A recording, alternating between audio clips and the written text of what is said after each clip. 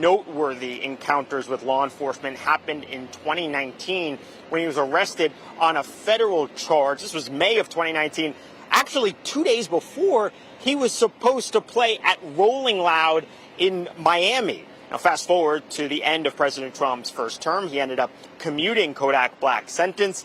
Fast forward even more to today, it's Rolling Loud weekend, but I will say Kodak Black is not on the lineup for Rolling Loud this weekend. Of course, we're going to stay here, see if he bonds out and if he wants to talk to us. But for now, we're live outside the Orange County Jail. I'm your Orange County community correspondent, Mike Valenti, News 6. Wow, 12 felonies. That Probably a good thing he wasn't on the lineup for possibly. this weekend. Mike Valenti, thank you very much. We appreciate it. Well, if you ever go to downtown Winter Park, there's beautiful Park Avenue there, and there's a nice little coffee shop called Barney's. Many of you have probably been there. Well, kind of a creepy situation. A guy is charged with digital voyeurism, accused of placing a camera inside that bathroom. So it happened in late March at Barney's Coffee and Tea, right there on Park Ave. Officers say employees found too many cameras inside the public bathroom. In the SD card, investigators found a total of 18 people recorded, both video and audio. So this includes 10 men, 5 women, a little boy, and 2 infants. Detectives were then able to identify this guy right here, Esparza, as the person seen placing the camera. On Monday, he turned himself in. He has since posted bond. News 6's Alex Cook is headed to the Barneys right now to talk to people who are no doubt a bit creeped out by this whole scenario there. Yeah, now you're thinking, did I go there, and was it in this time frame? What was the timing like? Did my wife or daughters go there? Anybody, yeah, it's crazy. All right, well, today, Sloth experts are meeting with the state attorney for Orange County and as animal advocates and local leaders push for criminal charges. This after 55 sloths were found dead in connection with the failed Sloth World attraction. It never even had a chance to open. The calls for change and accountability are getting louder, too. Those experts say they want to see a ban on sloth imports for commercial use and tighter regulations on how sloths are housed. 10 sloths are continuing to fight for their lives. They are in intensive care. Yesterday, new reports revealed many of the former Sloth World sloths died from intestinal issues and stress. All 13 sloths had come in varying degrees of emaciation. They all had varying degrees of diarrhea. That shows that we've had some stress. Maybe there's some infection. This shouldn't be a partisan issue, and the hope is that it's not, right? Our office, we've been reached out to by everyone across the political spectrum about this. My hope is we can get Democrats and Republicans together to work with USDA on the rulemaking process and to make sure that we close some of these loopholes. And so we are monitoring what comes out of these meetings. We will bring you the latest on air, of course, and on clickerorlando.com. A local college student is still behind bars. That's despite the fact prosecutors have decided not to charge him months after his arrest. His attorney now says his client is being held illegally. He's an 18-year-old UCF engineering and aerospace student, was arrested on February 15th for leaving the scene of a crash. His file also noted he had an immigration hold. The teen is Venezuelan, is a Venezuelan national, his attorney says he has been in the U.S. legally for 10 years now. On Tuesday, prosecutors said they wouldn't be pursuing charges, but his attorney says that he's still not being let out of jail because of that ICE hold. The attorney says that in direct violation of federal court of appeals ruling just handed down yesterday, said people in jail and on immigration hold cannot be detained without an opportunity for a bond hearing. That student's attorney filed an emergency motion to try and get him released from the Orange County Jail. We'll fill you in as we learn more about his status and his situation. Let's stick with that UCF theme there. We have a teen who was supposed to play football for UCF in the fall in some real trouble, facing serious charges this afternoon. According to an arrest affidavit, Ocoee police were called to a woman's home 2 weeks ago today.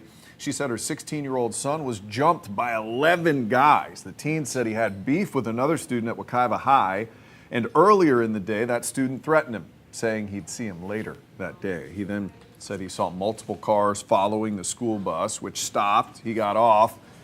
He says the teens jumped him. Investigators say one of those students was Isaiah McNish, who is committed to play defensive tackle for the Knights. He was arrested for battery, also has a charge of rioting on there as well. So we'll have to see, hopefully, his future. That can really put a ding in it for sure. All right, well, the Osceola Sheriff says they're cracking down on anyone who is hosting parties or anything of this sort. We've reported on this a ton recently, and this comes as the Rolling Loud Music Festival is just about to kick off. So let's break this down for you. Sheriff Blackman says just about every weekend this year there's been illegal rental house parties, some of them ending in shootings, deaths, sexual assault, all sorts of terrible things. Yesterday, deputies arrested 19-year-old Jeremiah Richmond, accusing him of promoting illegal open house parties where 2 teens were shot and killed at separate parties. Over the weekend, deputies also arrested 2 18-year-old women accused of promoting and hosting these illegal parties where a 17-year-old was shot in the leg. This weekend, Rolling Loud happens in Orlando, but the sheriff's office says they're aware many people are booking rentals in Osceola, and they are promoting parties. We're trying to get the message out to the promoters to stop the nonsense in Osceola County. I know Sheriff Mina's got the same standpoint in Orange, but we have the largest collection of Airbnbs right here. So our message is to the promoters, if you promote illegally and you have these parties, expect to go to jail, expect to be charged. And if somebody's killed on your property, expect to be charged with that. We're looking at manslaughter charges on some of these people. Sheriff Blackman also says many of these parties include underage teens. He urges parents to step up, question the kids about where they're going, what they're doing, make it clear some of these parties end in deadly consequences, and we've seen it sometimes on prom nights. They have these parties, these things can get out of hand. Homecoming. So Rolling Loud could cause this thing to go on steroids. Yeah, and part of the crackdown comes, as you mentioned, just Rolling Loud as they get ready for that festival to kick off this weekend. Officials say that they are expecting some 65,000 people over the next 3 days here in Central Florida. Rolling Loud is the world's largest hip-hop festival, and Orlando is the tour's only U.S. stop. Hundreds of officers will be deployed both inside and outside Camping World Stadium for this. There will also be a special event zone along Orange Blossom Trail from the 408 to Colonial Drive. That starts today at 6 o'clock.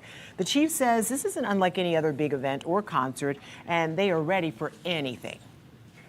Being that's the first time, unlike Electric Daisy Carnival, some of the other events which the city's had for years, it's just waiting to see how this one goes. But we got to be prepared for anything. And the biggest thing for people to understand is they're going to see a lot of police officers when you park your car, when you walk from downtown to the stadium, inside the stadium. You're going to see a large officer's presence. That's just keep everybody safe.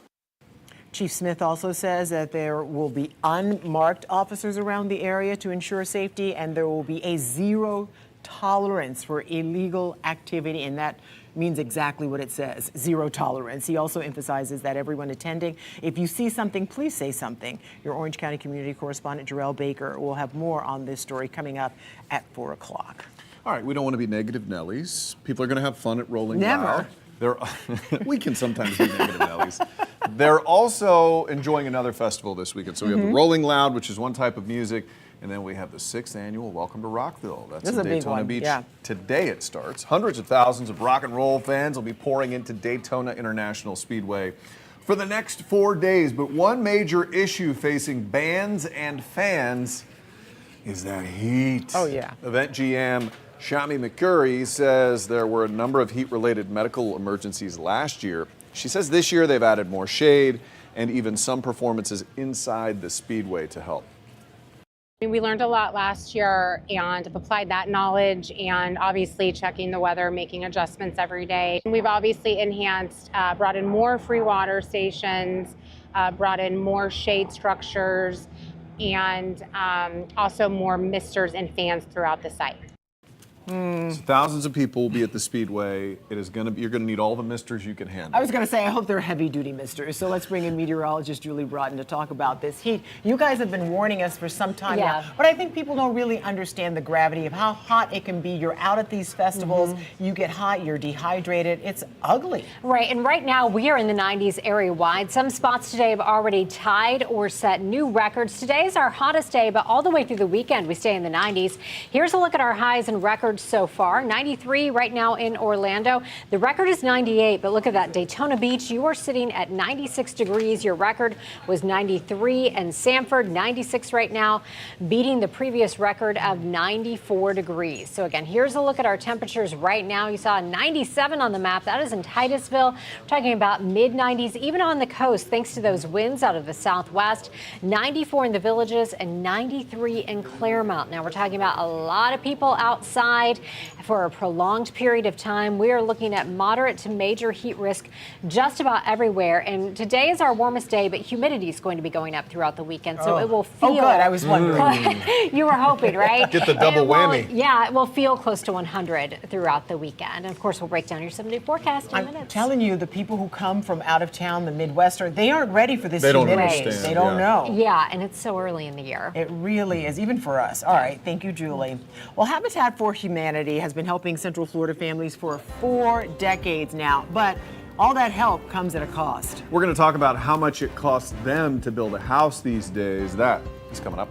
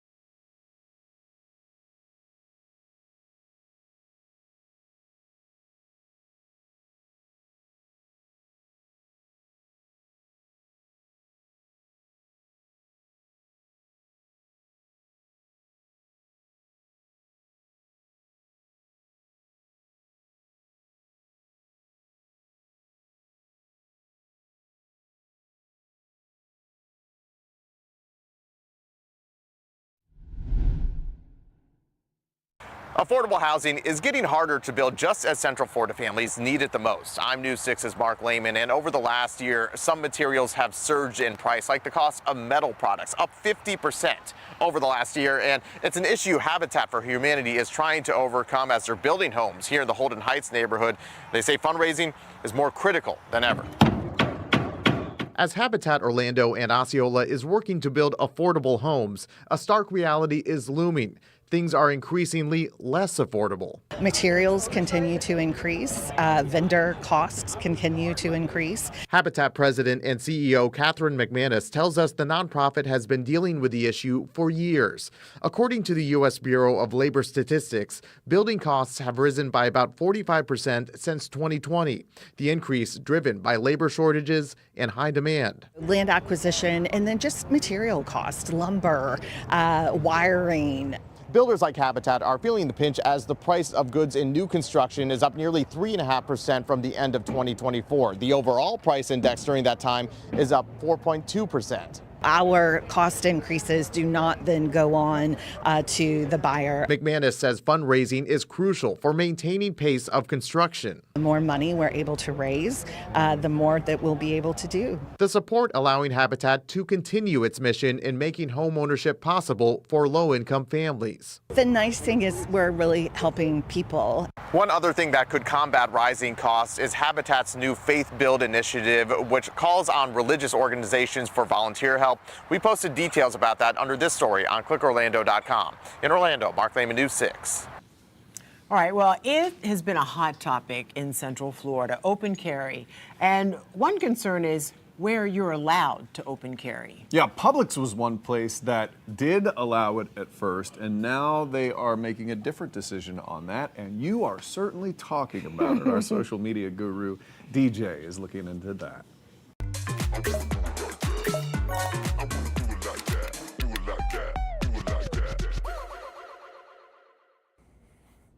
Okay, we're talking about Publix again. This time, it's about a major policy change. If you haven't heard yet, Publix is no longer allowing open carry inside their Florida stores. We posted this article about it on clickorlando.com. It's been one of the most popular stories since we posted it. And when we shared it on Facebook, it got everyone talking. And I love these comments. Darren says, just conceal it. All that open carry is to the general public is a, hey, look at me, my pew pew on my side. To the criminals, open carry is, hey, there's my first target. Just keep it concealed. Problem solved. Gary says, I don't know. That line at the deli to get a pub sub can get dicey. Joe says, walk softly and conceal a big stick. Why make yourself a target? But on BOGO days, you better lock and load. So again, this is all new guidance from Publix. A big change that a lot of people have opinions on, and we want to hear yours. So go to that QR code on the screen. It's going to take you to our Facebook post where you can join a conversation, drop a comment there. You can also find a link to our article and read more about this new policy. Don't open carry in the deli line. Just don't. It's a bad idea. Just they're doing the best they can. There'll be less people trying to skip in that line, though. Oh, that's yeah, for sure. No, you don't want to cut in line, people. No. It's not worth it. Well, coming up, one of the largest entertainment companies posting a major loss ahead of a merger. Plus, a new group is evaluating AI chatbots and their impact specifically on kids. We'll talk about that coming up.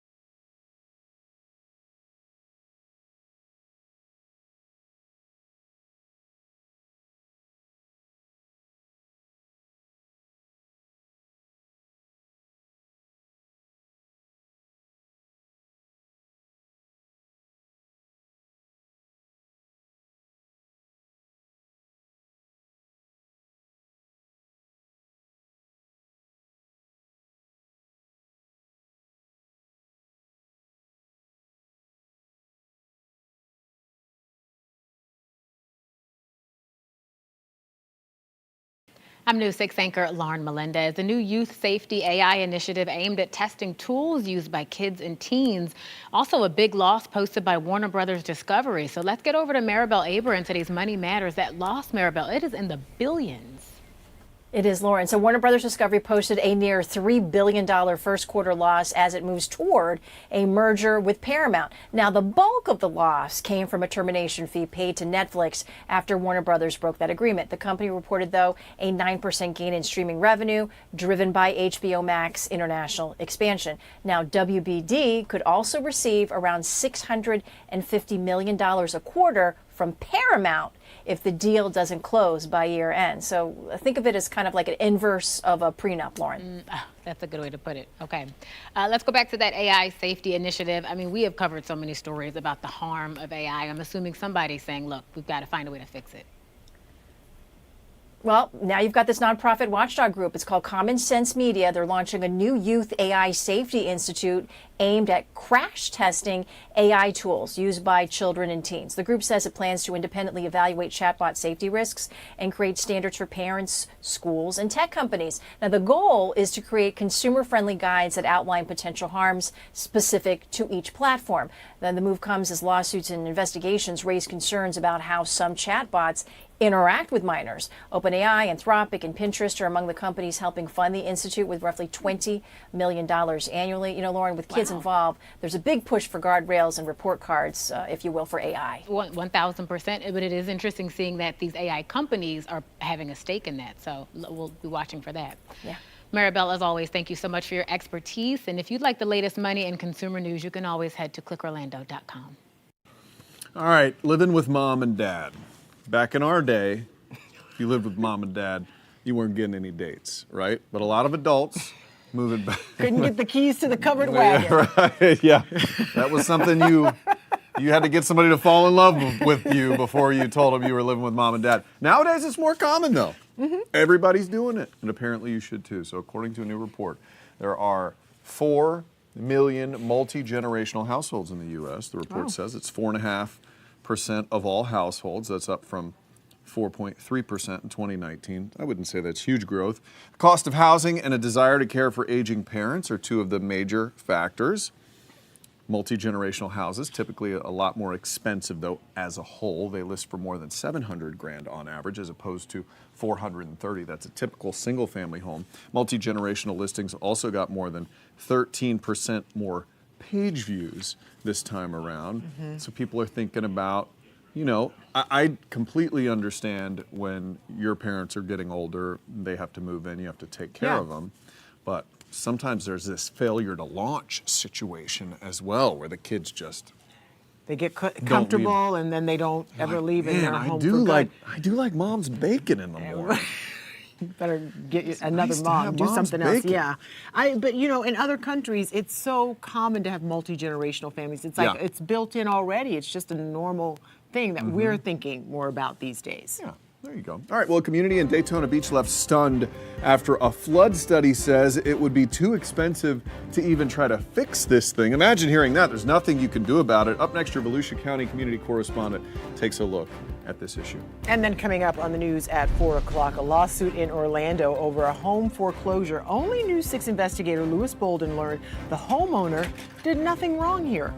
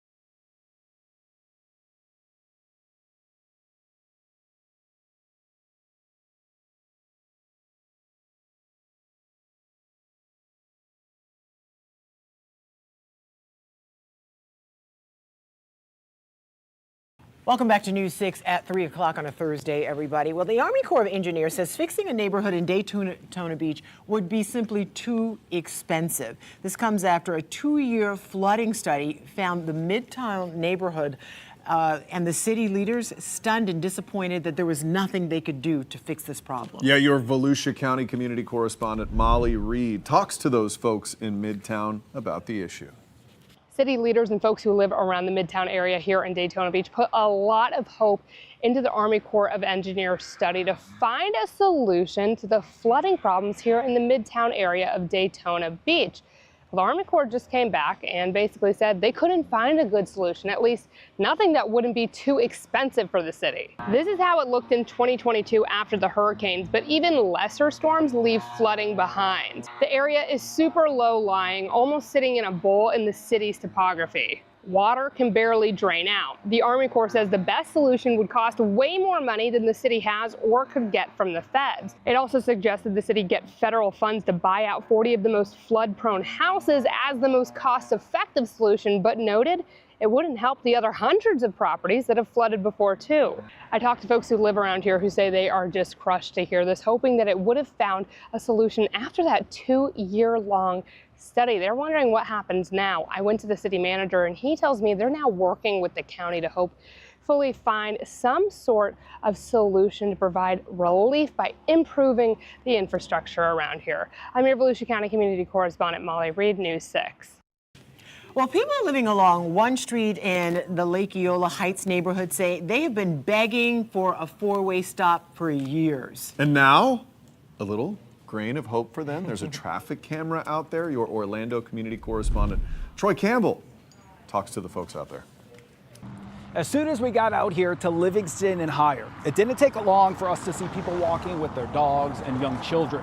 Neighbors who live here tell us on Tuesday, this Orlando traffic camera popped up. They hope it leads to a stop sign right here at this intersection.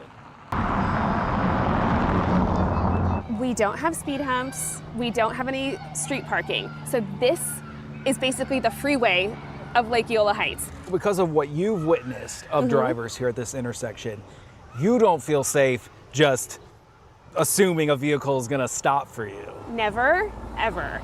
Amanda Monday lives along East Livingston Street in Lake Eola Heights. She says the intersection at North Higher Avenue is so unsafe it's become a barrier in the community. Because if we're not crossing certain streets just because it's too dangerous, we're only limiting ourselves to who's next door because it's just no longer safe, then what's the point in the community?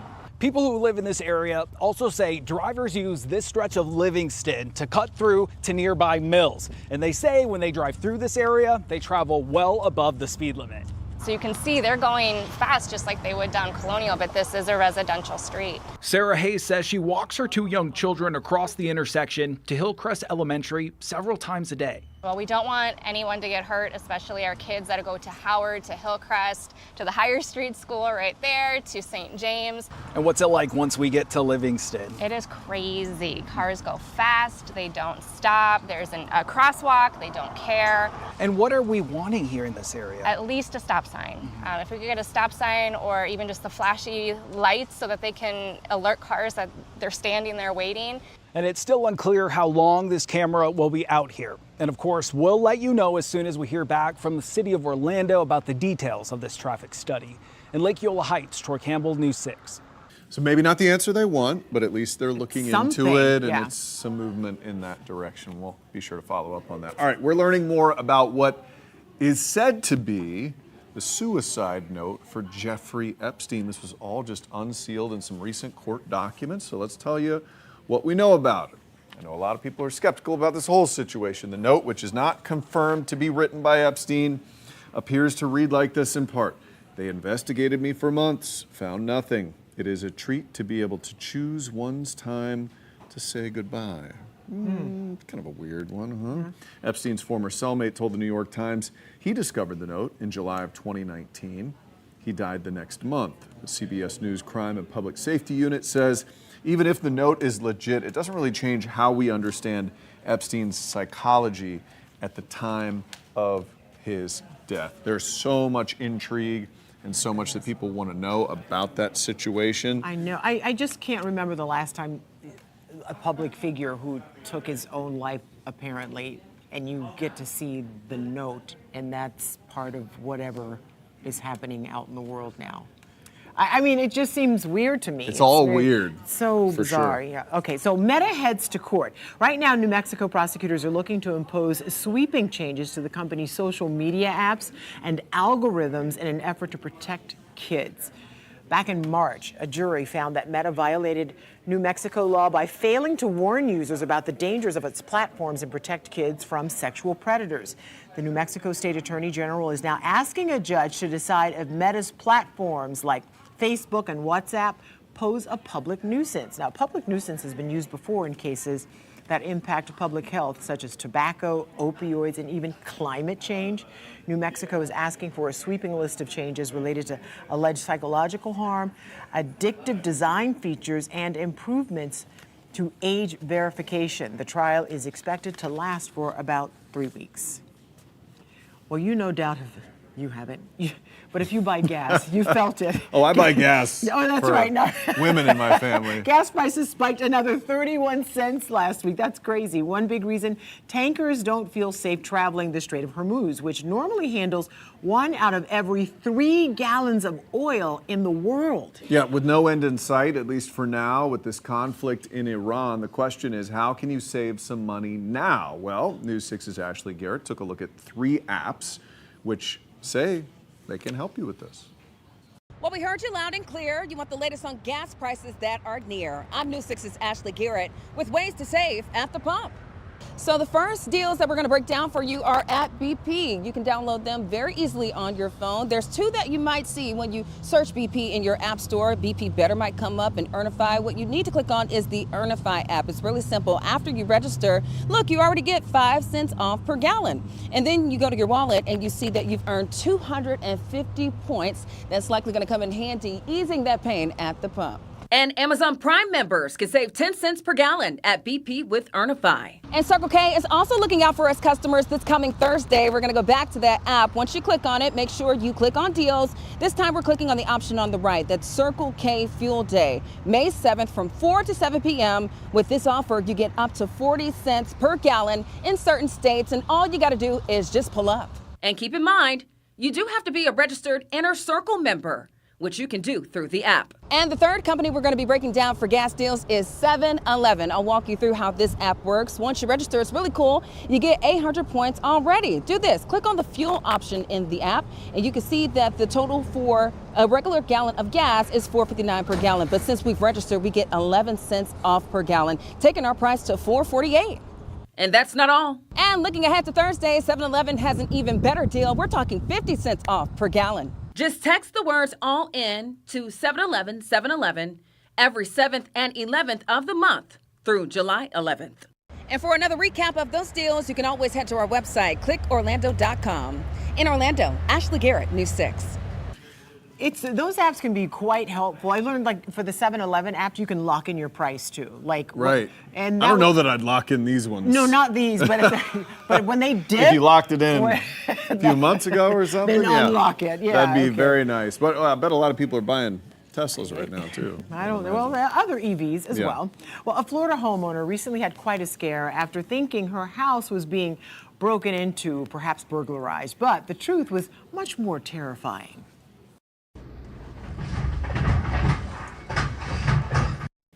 Y'all, that's inside the house. Good gracious. An alligator brawl playing out. It's on a porch, a screened-in porch, and it was all caught on video. This happened in Ave Maria and Collier County. She says it started with a noise getting louder by the second. When she looked outside, 2 large alligators were locked into what she called a violent fight. I don't think they're actually fighting here. I think that's what they call foreplay. But Did you mean to say floor play? Because they're on the floor. The gator slammed into the screen enclosure, tearing through it, leaving behind twisted metal and shredded mesh. I thought somebody was breaking in because I never thought that the gators were going to enter my porch. It was scary, and I just warned everybody else in the neighborhood, like, watch your kids, watch the dogs, because it was fast, and they were powerful. All right, wildlife experts say never intervene. They say this kind of behavior, while alarming, is not completely unheard of, especially now during hurricane season? Hurricane mating season, during gator mating season, which is happening right now. But I think they were looking for love and just kind of all got the into wrong it. places. They say, those wildlife experts, just play some Barry White and get out of the way. Go get a room, gators. Get out of the way. Let them do their thing. All right, well, you've heard of drunk driving. How about drunk droning? No. This is a first time. I've never heard of this before. So St. Pete police say a guy was flying a drone just after midnight on Monday at a very low altitude, back and forth near a car with its driver's side window was open. Officers say it was moving at speeds that could have caused injury or property damage. His excuse? He told officers he wanted to see who was following him. Oh. Officers reported this guy had slurred speech, glassy eyes. Most importantly, he admitted that he was drinking some alcohol and flying a drone. Lead with that next time. There you go. He was arrested for operating an aircraft while intoxicated in a careless or reckless manner. It feels like that is a heavy charge, like something like you'd be flying an airplane or something. But these drones can be dangerous. That's right. Remember the drone show that happened at Lake Eola and a kid got hit in the chest? Yeah. So if you don't know how to operate them properly, you could really hurt some people. Well, coming up, a move to clean up one of the largest bodies of water in Lake Mary. Up next, what Seminole County is looking to do to manage West Crystal Lake. We'll talk about that coming up. This portion of the news is sponsored by Bill Ray Nissan Longwood. We do it the right way.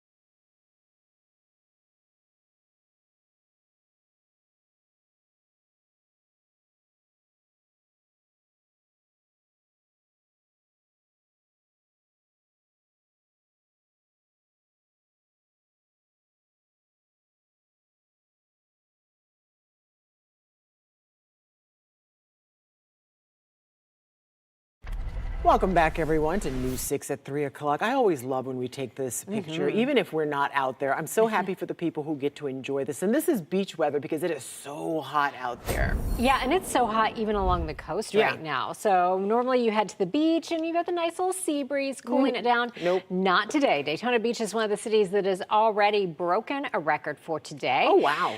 Downtown Orlando looking just as beautiful. 93 degrees right now with plenty of sunshine on our Light Orlando Delivering Hope Together camera. Winds coming in out of the west-southwest, but look at these temperatures area-wide.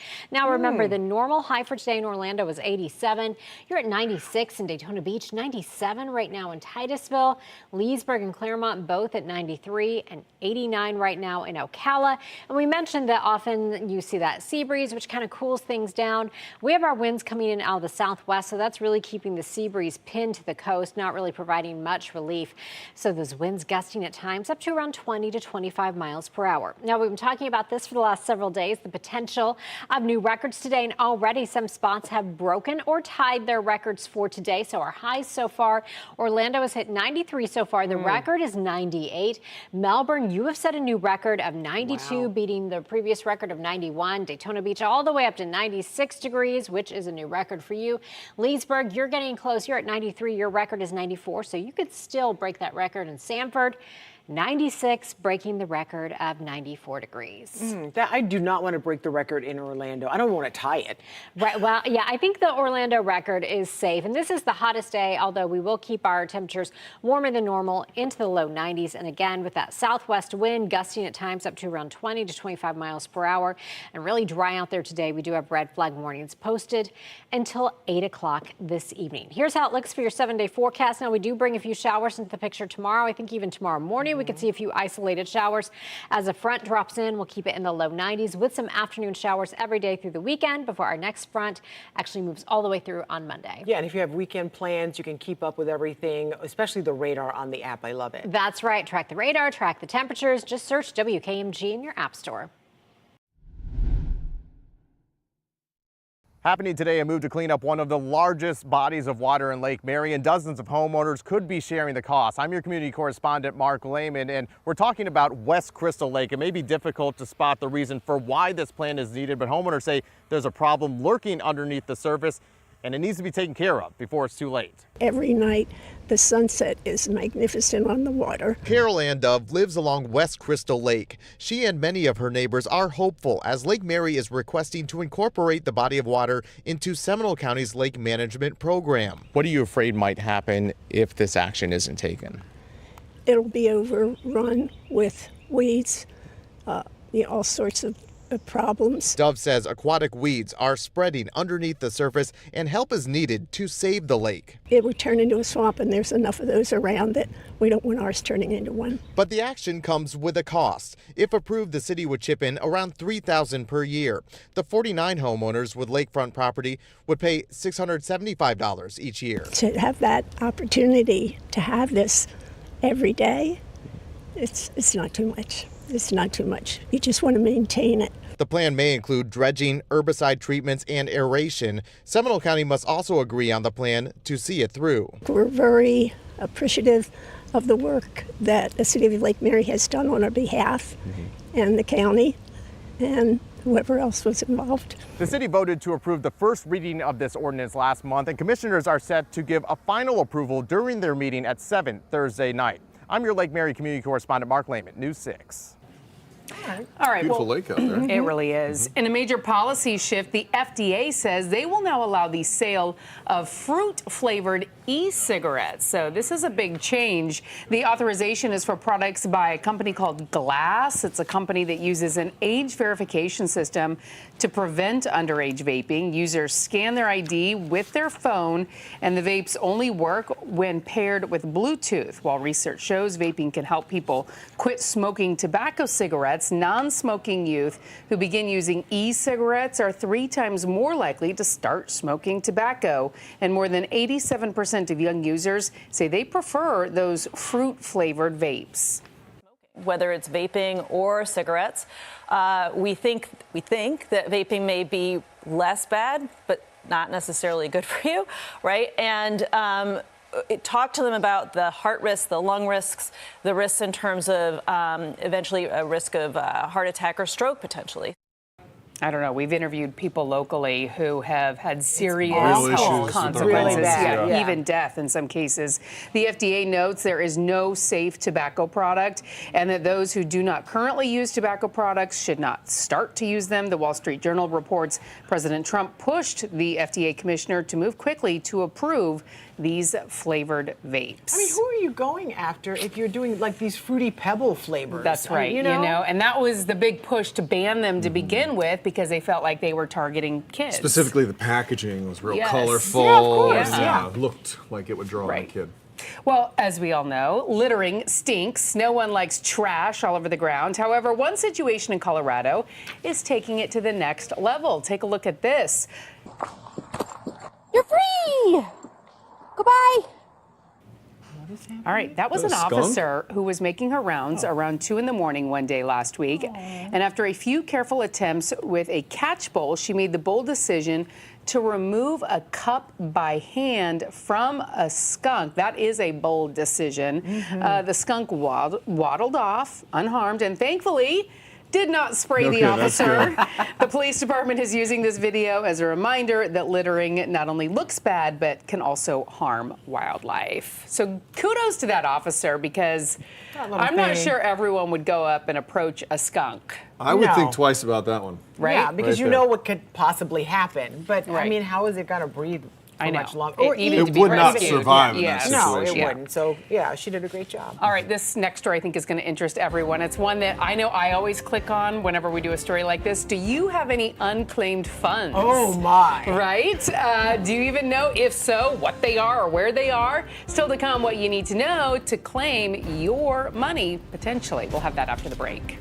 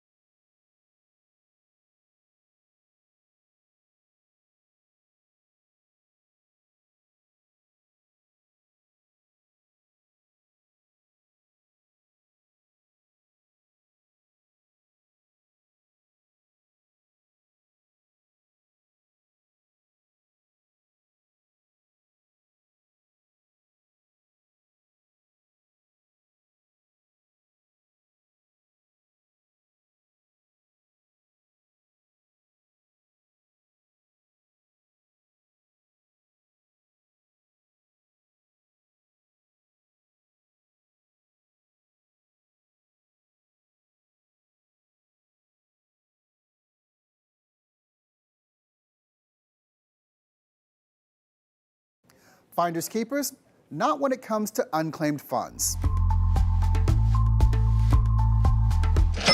Across the U.S., billions of dollars are being held by state governments, and it's money that doesn't belong to any of those states.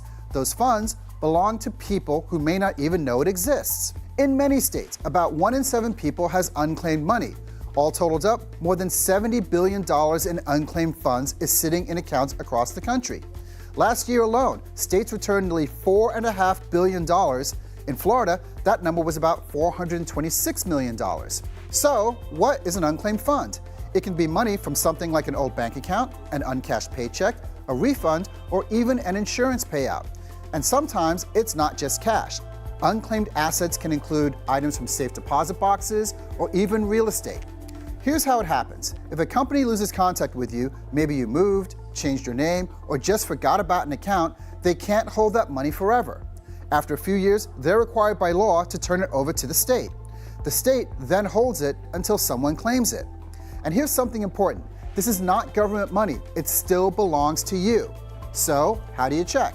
The safest way is through official state websites or a verified site like unclaimed.org, which links you directly to state government databases.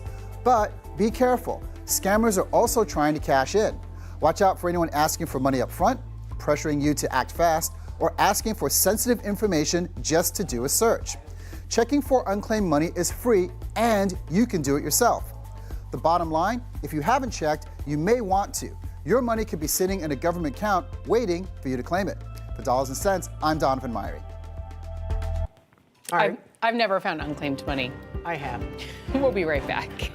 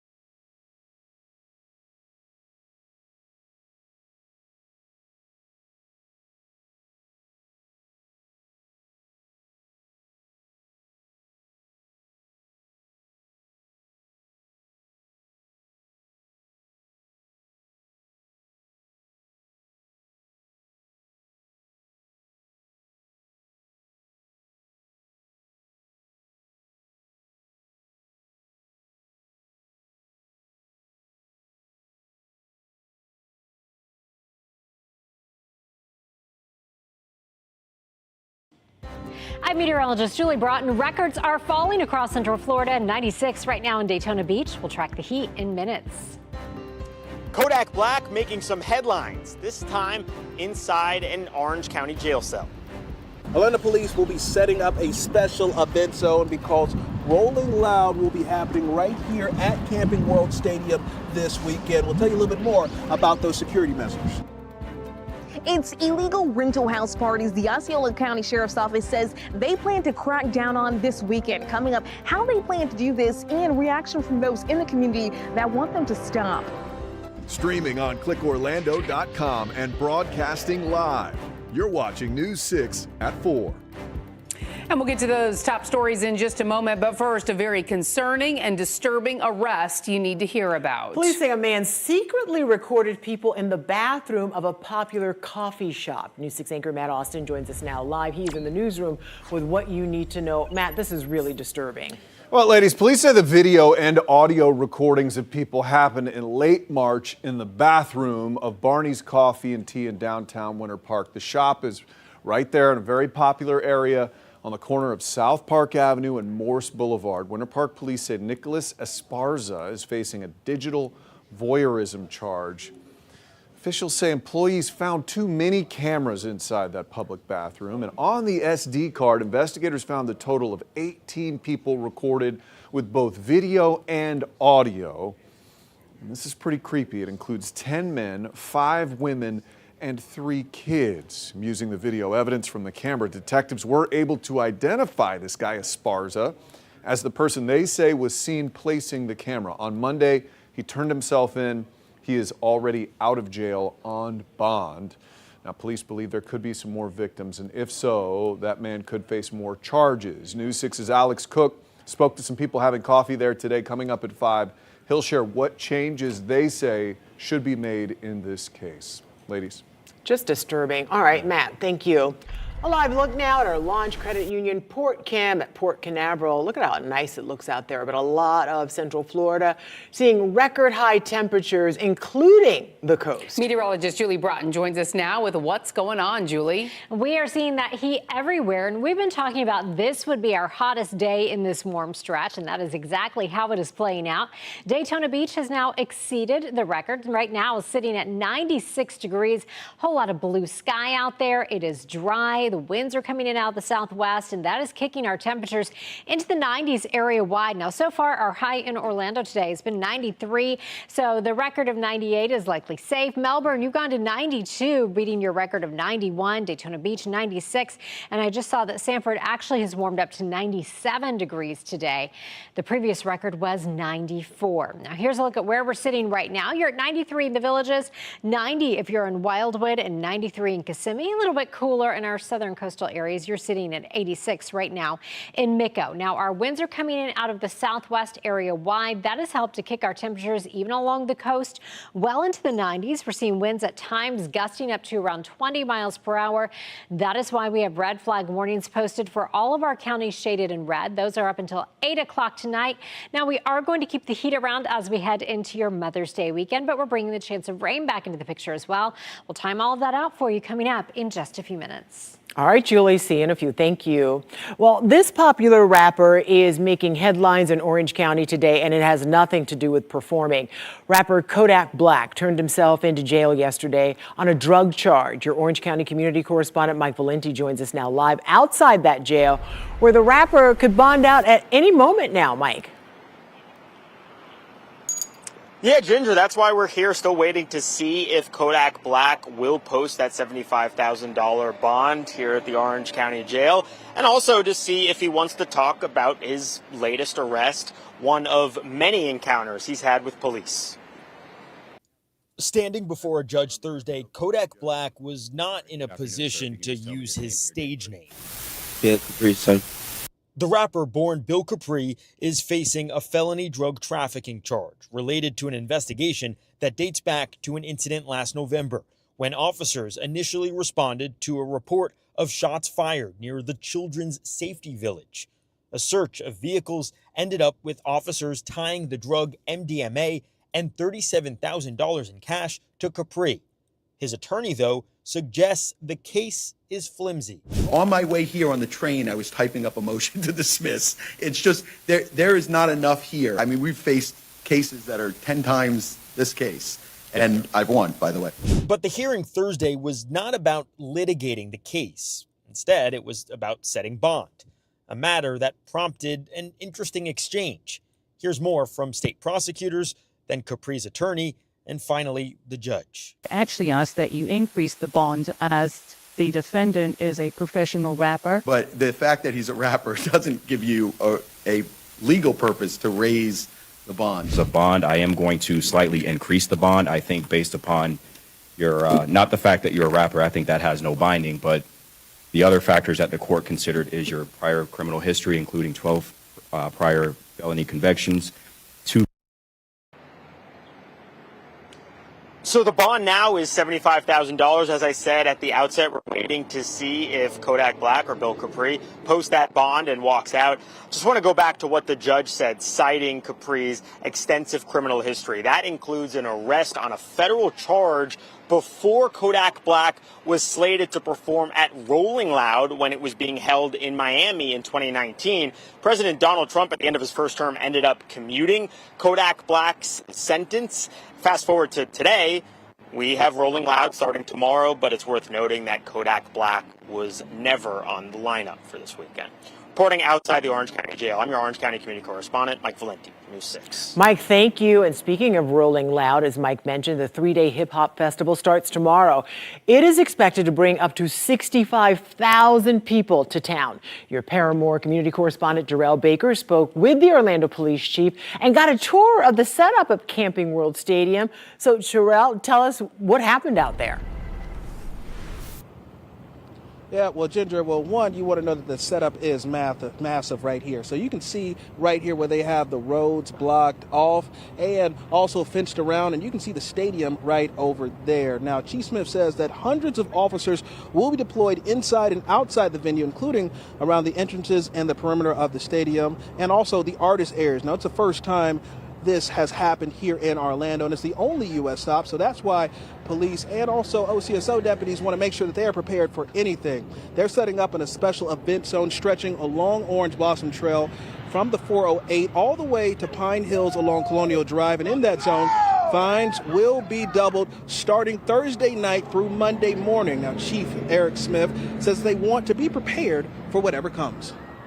And this is the first time. It's sort of a wait and see for everybody to see how this event goes. I mean, but we will have a large presence. We will not tolerate people breaking the law. So if it comes down to that, we will be making arrests. Okay.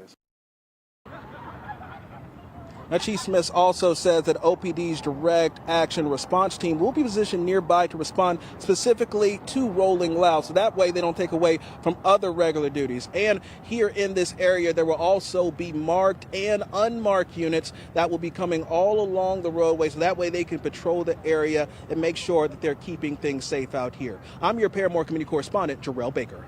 Jarrell, thank you. And with Rolling Loud happening in Orlando this weekend, the Osceola County Sheriff says that they'll be watching for any house parties and breaking them up if they happen. As News 6's Tylisa Hampton explains, the county has recently seen house parties that led to arrest and deadly shootings.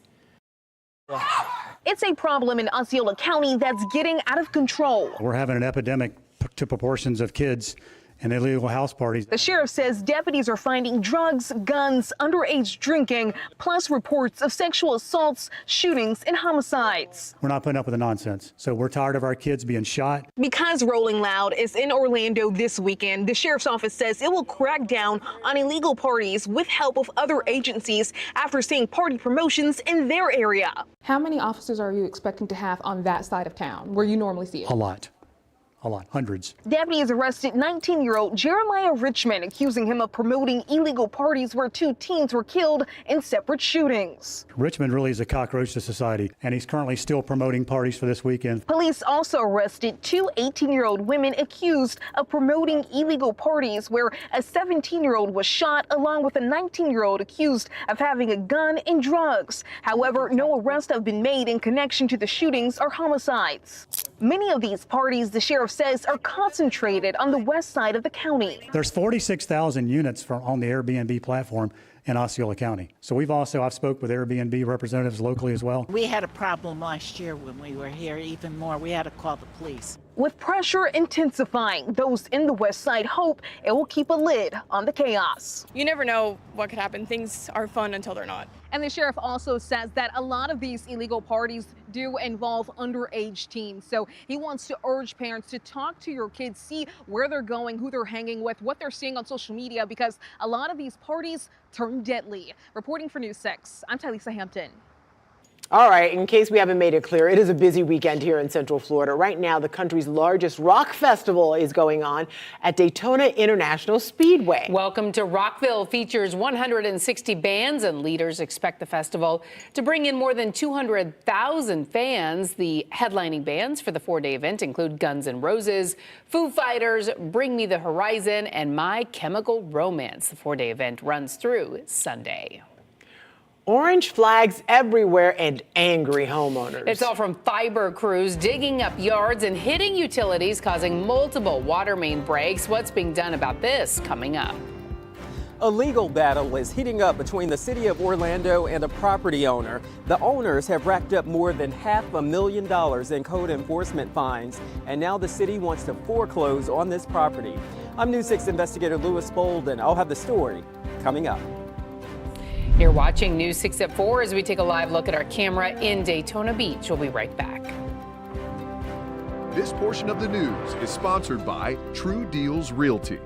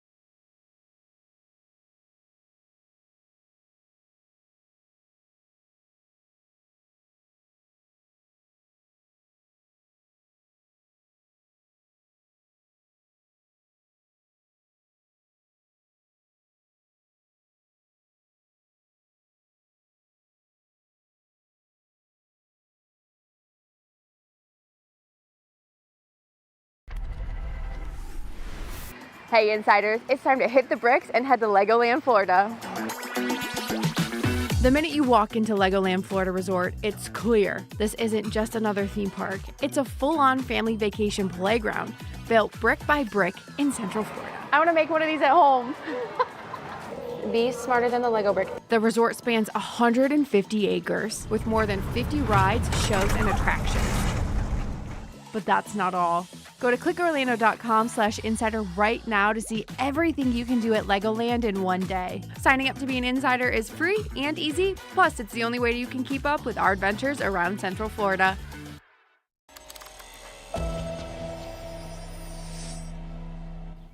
A legal battle is heating up between the city of Orlando and a property owner. I'm News 6 investigator Lewis Bolden. The property owners have racked up more than $500,000 in code enforcement fines, and now the city wants to foreclose on this property. I'll give you a walkthrough. Okay. Walking through Holly Joffryan and Mikkel Vaisberg home is a testament to their travel. What seems like an ordinary room, but you open this up. Every room has a different look. Every piece of art, a story. Each of these has been hand whittled. It's not machine made at all. But city officials are now questioning whether it's really their home. Has this been stressful for your family? It has become stressful. The city of Orlando has filed this lawsuit to foreclose on the property because of code enforcement liens. News 6 did some digging and found the city started fining Vaisberg in 2023. Some of the fines are accruing hundreds of dollars per day, so the fines are currently over $500,000. The biggest fine, more than $341,000. The city accusing them of not living in the home, but rather renting it as an Airbnb and having concerts. There's no business here. I make zero money on anything they claim I make. Vaisberg denies the claim, saying they only have gatherings for family and friends. I also have a big family, and why should I not have friends and over? But the people who live in this condo complex right behind their house tell a much different story. These are events they're having. Paul Stocksdale is the president of the HOA for Justin Place condos. He says the sound comes right over the fence. And they have the loud music. It's like studio. It's like a concert. It's, it'll shake your windows. So that loud? It's that loud, yeah. The couple tells News 6 they did request to use the property as an Airbnb, but says they changed their mind when they realized how much work the historic home needs. We checked, and the couple did file for a homestead exemption on the property in 2024, which the city calls improper. They have total disregard for the neighbors. They don't care. The city of Orlando released a statement to News 6 saying in part, "We remain committed to protecting the quality of life in the surrounding neighborhood and will continue to follow all applicable legal procedures as the case moves forward." In Orlando, Lewis Bolden, News 6. It's a real interesting debate. I mean, those fines are obviously huge and significant, but then when you hear from the neighbors versus the homeowner, they each have their own story to tell. There are always two sides. Mm-hmm. All right, meteorologist Julie Broughton joins us now as we get ready to head into the weekend, and it is going to be a hot one. Yeah, the heat is sticking around into the weekend, although we won't be quite as hot as we were today. However, today, a lot of spots set new records, but remember, relatively speaking, the humidity today lower than it will be as we move into the weekend. So even this weekend, we're talking about feels like temperatures near 100 at times. As we head into your Friday, we're going to be watching a front that drops into North Florida. That will bring the chance of a few showers. I think we could even see a few isolated showers for the first part of the day. For your Mother's Day weekend, afternoon highs stay in the low 90s, tracking some afternoon showers. Then by Monday, as another front drops in and actually passes all the way through Central Florida, that will bring us a little bit better chance of some rain for your Monday. Now here's a look at our highs so far today versus the records. And you can see Melbourne, you've set a new record today. Daytona Beach, 96 was your high today so far. The previous record, 93, set back in 1952. Leesburg, you were closing in on a record. In Sanford, you have also reached a record, going actually to 97 already today. Taking you into your Mother's Day weekend, best bet this weekend is get those outdoor plans in early, though not a washout at all. Saturday, 30% chance of rain with a high of 92. And Sunday on Mother's Day will go to 93 with that 30% chance of some of those afternoon showers. Here's a live look for you outside. This is our Light Orlando Delivering Hope Together camera showing 93 degrees right now with plenty of of sunshine in Orlando. Winds are coming in out of the southwest at 7 miles per hour. Look at Titusville. You're at 97 degrees, 95 right now in New Smyrna Beach, 91 in Leesburg. Wildwood just dropped in 88 degrees, and you are sitting at 93 in the Villages. Now, you'll notice we even went into the mid-90s along the coast. That is thanks to those winds coming in from the southwest, that hot, dry flow there, pinning the sea breeze against the coast, not letting it bring its typical relief. Now, because we are dry and because we are gusty, we do have red flag warnings posted until 8 o'clock. Here's your hour-by-hour forecast. You can go ahead and plan the rest of your afternoon. This is Kiwi. Kiwi doesn't need her rain jacket today, but she may need it tomorrow and into the weekend. 90 degrees at 7 o'clock, 87 degrees at 8 o'clock, so still warm as we head into our evening hours. Click Orlando.com/pins to share your pet photos. Here's a look at Friday as we start things out. Again, that front dropping into the area, bringing with it a few isolated showers. Now, Saturday, we keep those winds coming in out of the southwest. Expect some sea breeze activity on Saturday. We keep it hot with our highs going into the low 90s, both tomorrow and Saturday, even into Sunday as well. So for tonight, our overnight lows stay really mild, falling into the low 70s. So 72 for your low in Kissimmee. You go to 73 in Ocala. 7-day forecast shaping up like this. Rain chances at 30% for Friday, Saturday, and Sunday. Of course, Sunday is Mother's Day. And then Monday, a little bit better chance of rain at 40% with highs next week in the upper 80s. All right, Julie, thank you. Gas prices just hit a 4-year high. What you could soon start to see at gas stations and why prices may swing yet again. That's next. A live look now at downtown Orlando from our Light Orlando Delivering Hope camera. You're watching News 6. We'll be right back.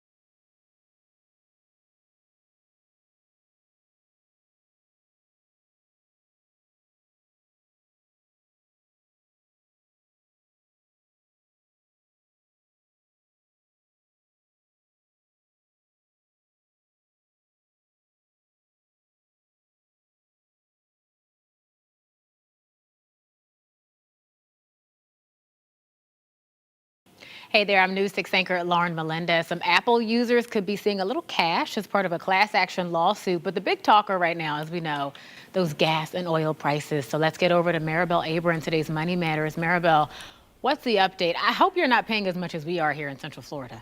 Lauren, I don't have a car. That's the only good news for me. But domestic gas prices have topped a high mark not seen in 4 years, while AAA puts the average gallon of unleaded nationwide at $4.56, up a quarter since last week. Around Orlando, I know you're feeling it. That average is slightly lower at $4.52.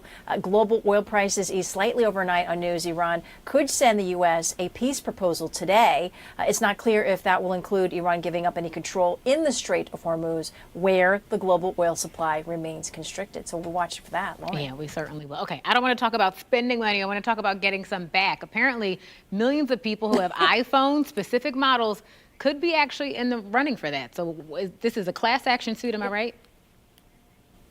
Yeah, so some Apple users, Lauren, could receive money as part of this multi-million-dollar class action settlement. The company is accused of misleading iPhone buyers by overstating Siri's AI capabilities. Plaintiffs say some promoted features don't exist yet and may still be years away. Now, the settlement involves models of the iPhone 15 and 16 bought between June of 2024 and March of last year. Eligible owners could receive between $25 and $100 per device. Apple denies any wrongdoing but agreed to settle the case. Now, Lauren, once a judge approves, an administrator will contact eligible owners with a claim ID and instructions on how to register for payment. Okay, I'm told it's about $25, which it might get me halfway up the road in terms of gas. So who knows? All right. The gas. Yeah. Thank you so much, Maribel, for the latest money and consumer news. Anytime you can head to our website, clickorlando.com. A deadly virus hits a cruise ship, and now doctors are monitoring Americans back at home. What we are learning about the passengers and what world health leaders are saying that's coming up. Plus, Cars go fast, they don't stop, there's a crosswalk, they don't care. neighbors call this intersection dangerous, why change could finally be on the way. That's next. I'm Catherine Silver in DeLand, where homeowners are dealing with the growing pains of installing fiber optic firsthand.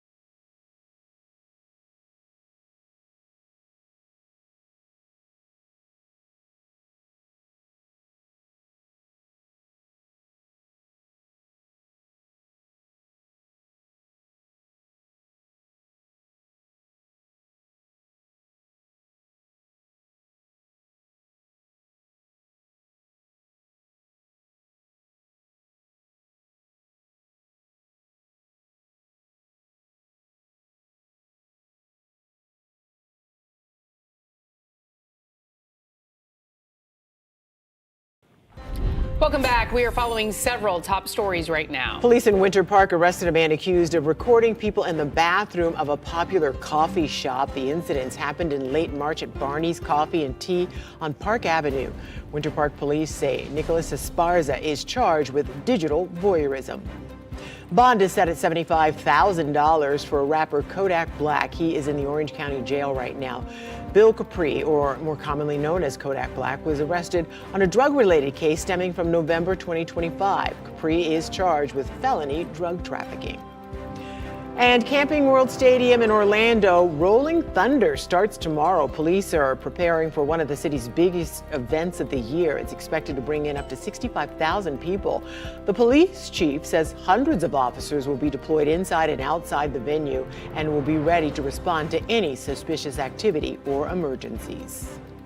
Viewers tell us they are fed up with crews digging up yards and hitting utilities while installing fiber optic lines. News 6's Catherine Silver went to find out what is going on and what can be done about it.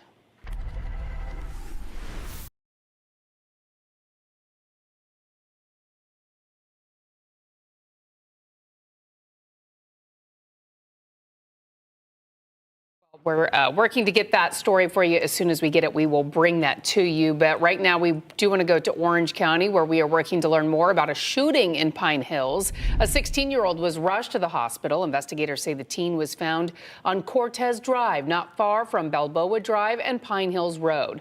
So we do have video from the scene after the teenager was found around 8:30 last night. Right now, no word on if a suspect is in custody.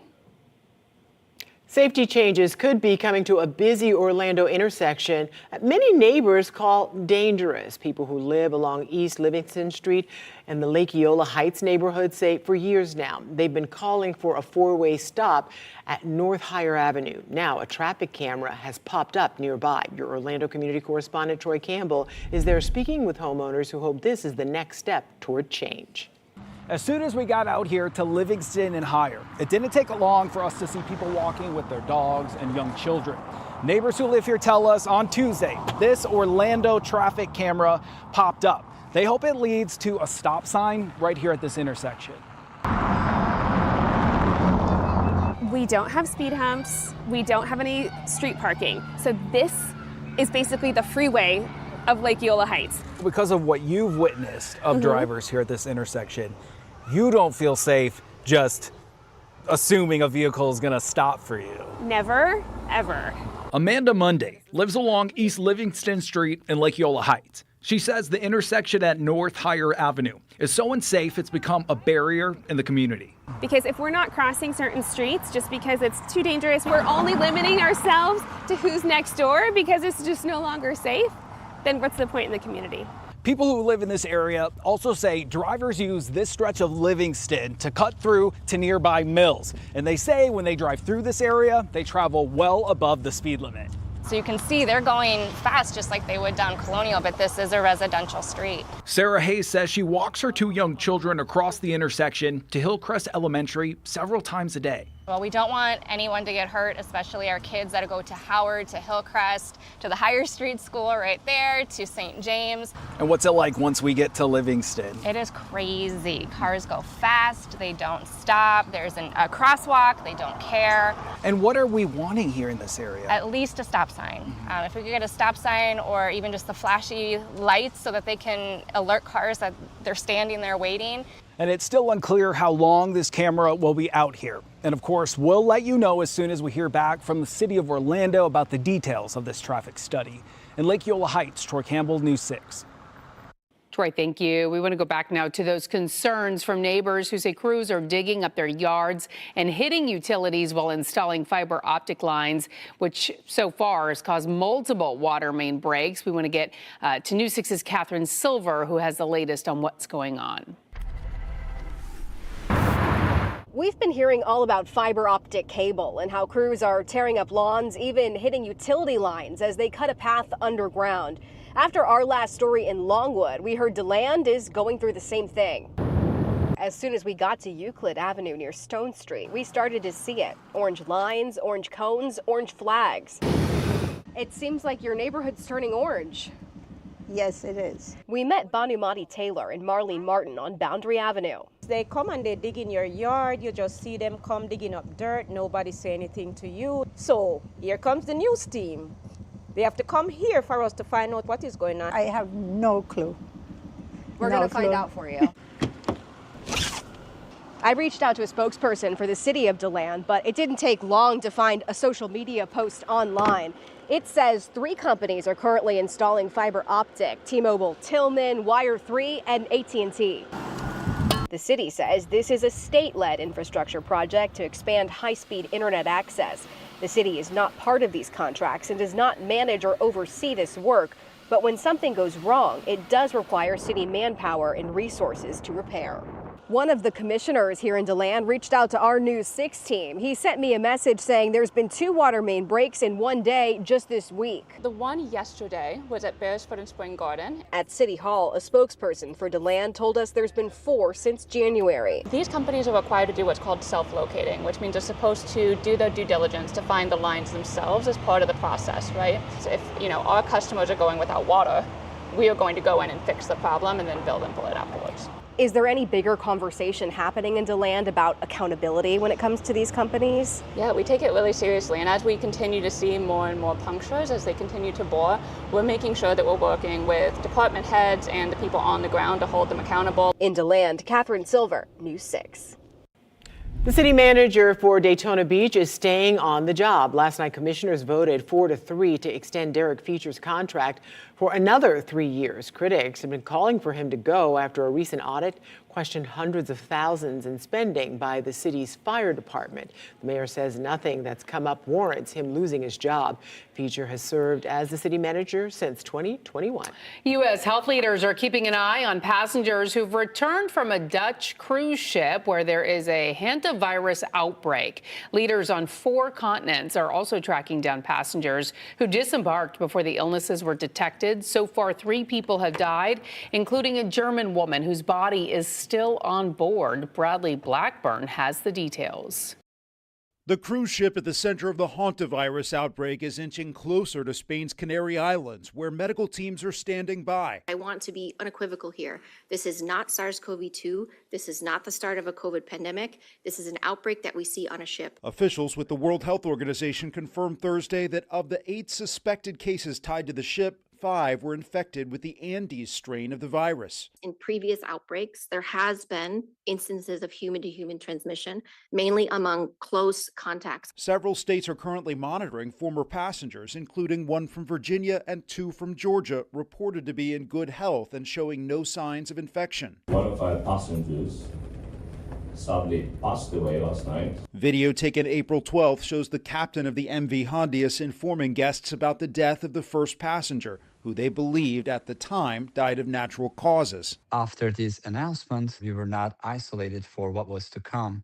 We were together during breakfast, lunch, and dinner. Health officials now suspect the 70-year-old Dutch man, as well as his wife, who later died, likely contracted the virus during a bird-watching trip in Argentina prior to getting on the ship. Kanarya Adalarına doğru gidiyoruz. Her şey yolunda.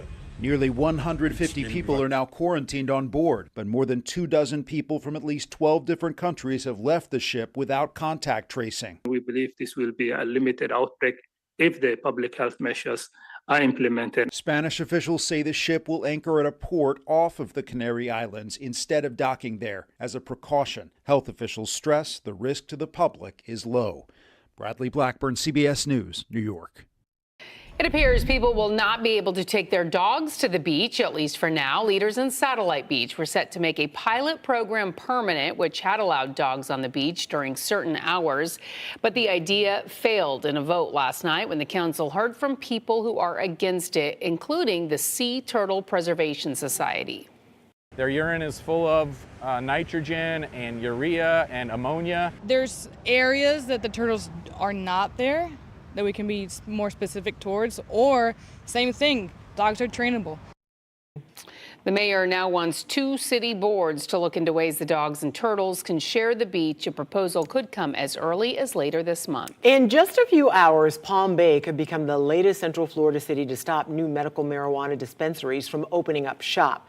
Right now, they are allowed in any place where a standard pharmacy is allowed to operate, but under a new ordinance, there would be an all-out ban on any new shops opening up. Existing dispensaries would be allowed to stay. Supporters say it's in the best interest of public health and safety to not have too many of the stores. Leaders are set to discuss the ordinance tonight at 6 o'clock. The governor's new redistricting map is leading to a new lawsuit. Why this fight could change who speaks for your community, coming up. Building costs are surging in Florida, and that's putting a strain on new construction. I'm News 6's Mark Lehman. Coming up, what one nonprofit is doing to overcome the housing crisis. We have seen record heat in a lot of spots today, and we'll keep it mild overnight, falling into the low 70s. Your Mother's Day weekend, we'll be tracking a few isolated showers. We'll break it down in minutes. And as we head to break, there's more to watch on News 6 Plus. Get caught up on Central Florida's news and weather at a time that works for you, 9 o'clock every night. Or go on patrol with Trooper Steve. Get clear on Florida politics from Politically Motivated and celebrate the best of Central Florida with Are We There Yet? With the News 6 Insiders. You can watch it all right now. Just get the News 6 Plus app loaded on your smart TV.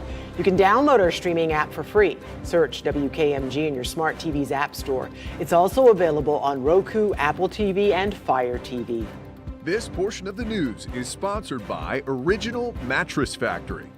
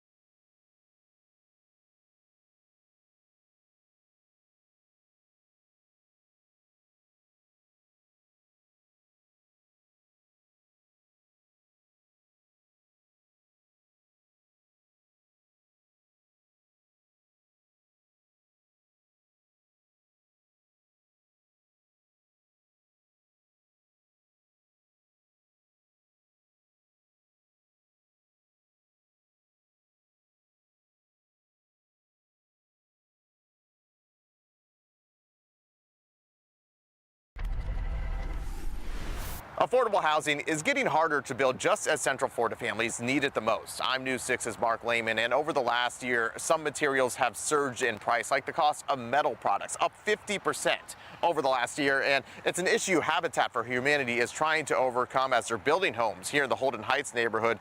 They say fundraising is more critical than ever. As Habitat Orlando and Osceola is working to build affordable homes, a stark reality is looming. Things are increasingly less affordable. Materials continue to increase. Vendor costs continue to increase. Habitat President and CEO Catherine McManus tells us the nonprofit has been dealing with the issue for years. According to the U.S. Bureau of Labor Statistics, building costs have risen by about 45% since 2020.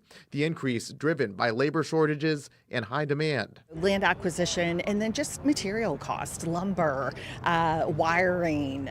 Builders like Habitat are feeling the pinch as the price of goods in new construction is up nearly 3.5% from the end of 2024. The overall price index during that time is up 4.2%. Our cost increases do not then go on to the buyer. McManus says fundraising is crucial for maintaining pace of construction. The more money we're able to raise, the more that we'll be able to do. The support allowing Habitat to continue its mission in making home ownership possible for low-income families. The nice thing is we're really helping people. One other thing that could combat rising costs is Habitat's new Faith Build initiative, which calls on religious organizations for volunteer help. We posted details about that under this story on clickorlando.com. In Orlando, Mark Lehman, News 6. All right, we want to check in now with meteorologist Julie Broughton, who is standing by with some record heat for us. Julie? Yeah, we are still feeling that heat out there, and it will stick around all the way through our Mother's Day weekend. And we've been talking about today would be the hottest day of that stretch and likely see some new records, and that has happened for us. So our official highs haven't been put out just yet, but so far in Orlando today, we've gone to 95, so the record of 98 is safe. But if you're in Melbourne, you've set a new record. You went to 92. Daytona Beach went to 96. And Sanford, you topped out today so far at 97, beating your old record of 94 degrees. Now, because we're dry and breezy, we still have red flag warnings posted until 8 o'clock this evening for all of our counties, shaded and red. Now, while we're dealing with record heat across Central Florida, as we look across other parts of the U.S., the upper Midwest, and the 40s and 50s. And of course, yesterday we were talking about snow in Colorado. Right now, 67 in Denver. So things improving for them, but we are definitely feeling the heat across much of the southeast. Now tomorrow, this front will begin to drop into our area, and that will bring us a chance of even a few isolated showers, I think, in the first part of the day. Not talking about any major rain, but definitely a little different than we've seen the last few days.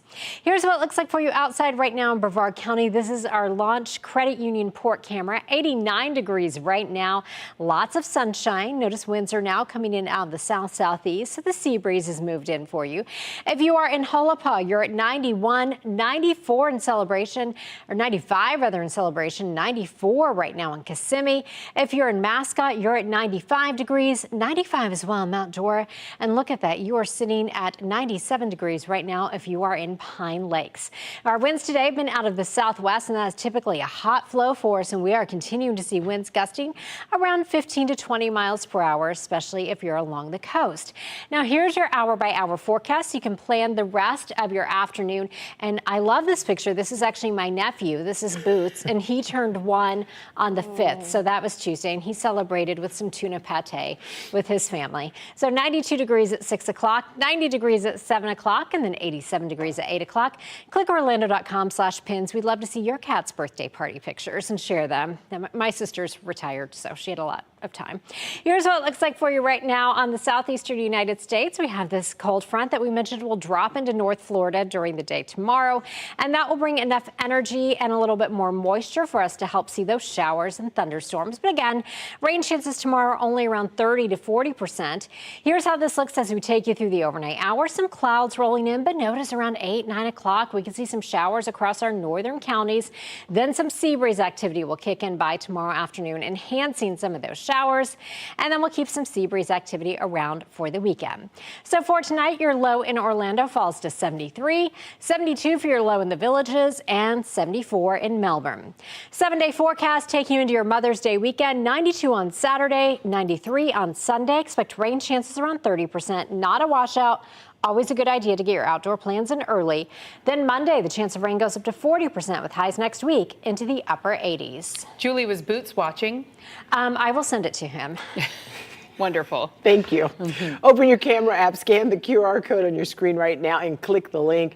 And as Julie mentioned, we want to see your weather pictures and videos and, of course, your pet birthday pictures. They could end up right here on TV. You can also go to clickorlando.com/pins and upload your pictures and videos that way. Especially if you're having tuna. Oh, tuna pate. New drama over the governor's congressional maps and now a wave of lawsuits. Why it could shift who holds power in Washington, D.C. and what this all means for you. That's next as we take a live look at Mount Dora. You're watching News 6. We'll be right back.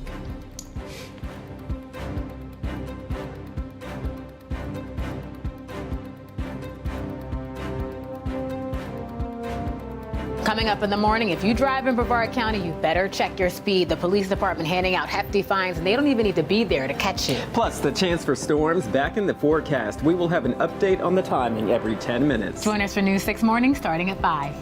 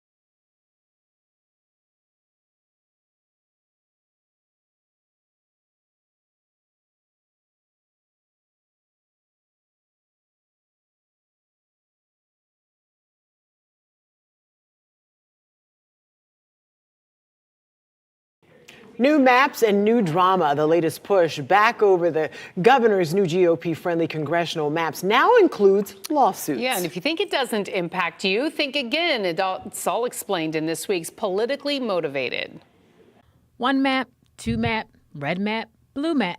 Well, Not so much, and therein lies the problem. People who think that what Ron DeSantis is doing in terms of drawing up new congressional maps as gerrymandering, they weren't going to take it lightly, so we got an injunction in place. Okay, there's an injunction in place. 20 Republicans, 8 Democrats. Leave that in place until this thing works its way out. If you're out the loop, in the span of a week, Governor Ron DeSantis successfully completed something called mid-decade redistricting. Instead of waiting for the next Florida census in 2030, he decided things have changed drastically enough that new congressional maps were dire. And the one he presented effectively gives Republicans control of 24 of the state's 28 districts. It's why 3 groups are suing to stop him. In case people weren't watching the last few weeks when we talked about it, how does it affect Central Florida? What are the districts here? Tampa Bay got sliced and diced. District 9, home to thousands of Latinos after Hurricane Maria, were Polk, Orange, and Osceola meet. It stretches all the way essentially from the southern part of UCF down to the middle of Lake Okeechobee. That's 140 miles. If map drawing is about keeping communities of interest together, well, critics argue not only is it puzzling, it blatantly violates Florida's Fair Districts Amendment, which protects minority representation. Once you get close enough to an election, the courts should not intervene anymore because you're going to get voter confusion. And while this is tied up in court, time is ticking, and on the line are 4 Republican electoral votes to tip the scale in November's midterms. Now, we know the lawsuits and updates are a lot to keep track of, which is why Christopher and Lauren do it for you every Wednesday on Politically Motivated at 8:30 in the morning and 2 p.m. on News 6+.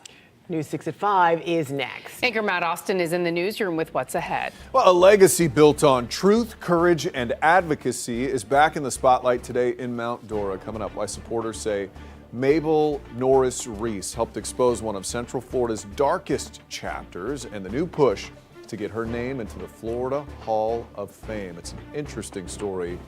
And your forecast is only minutes away. Those beachgoers are enjoying it out there now, but you're really going to want to get next to some water as we get closer to this weekend. Some real heat is here. Don't forget, you can stream all of our newscasts and live cameras like this look at Daytona Beach for free anytime on News 6+. We'll be back in just a couple minutes.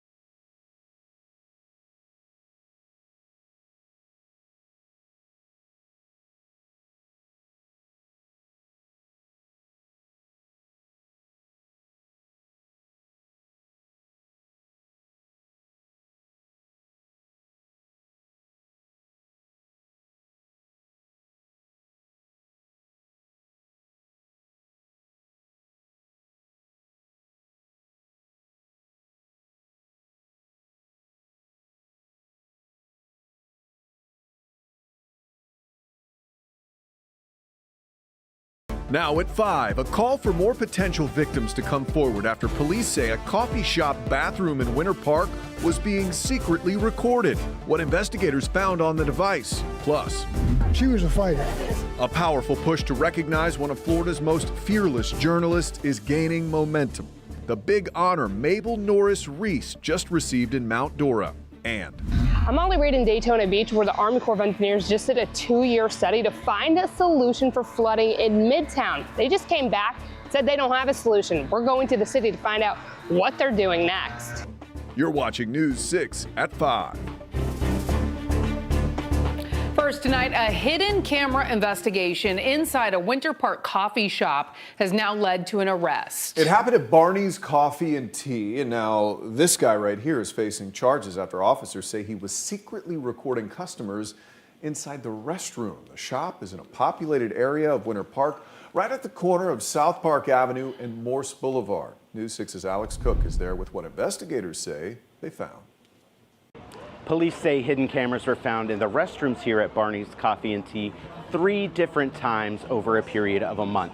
Now, a 27-year-old man is facing a digital voyeurism charge, and customers here are worried that they could have been victimized without ever knowing it. I think it's disgusting and appalling that in this day and age you have to be careful. Court documents say the hidden cameras were found on March 22nd, March 25th, and again on April 28th. Police arrested 27-year-old Nicholas Sebastian Esparza on a digital voyeurism charge.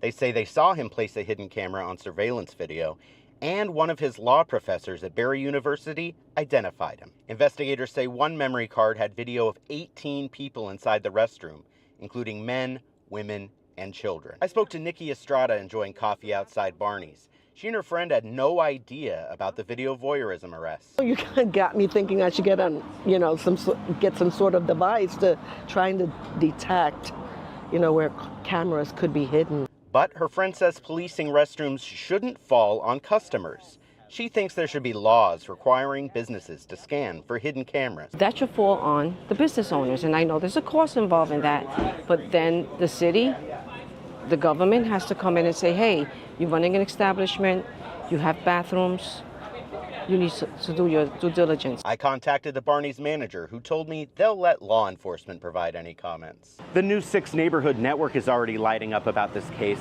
We heard from a woman who says that she comes here every Saturday morning with her mother and was worried that they might have been caught on the cameras. After she spoke to Winter Park Police, she says that they were very helpful and want any information that they can get on this case, so that anyone who's worried that they might be caught on those cameras or they might have information should contact Winter Park Police right away. In Winter Park, Alex Cook, News 6. Turning now to your weather, where we have been feeling record-breaking heat as temperatures have been soaring to the mid-90s, including along the coast. Yeah, as we take a live look right now over Daytona Beach, that is the place to be at the moment. Meteorologist Jonathan Kagas standing by with the latest on these record-breaking temps. Jonathan? Yeah, one of the hotter spots. We were talking over the past couple of days with that wind shift to more southwesterly component. We generate all the heat with the heating of the day on land and then push it back over to the I-95 corridor.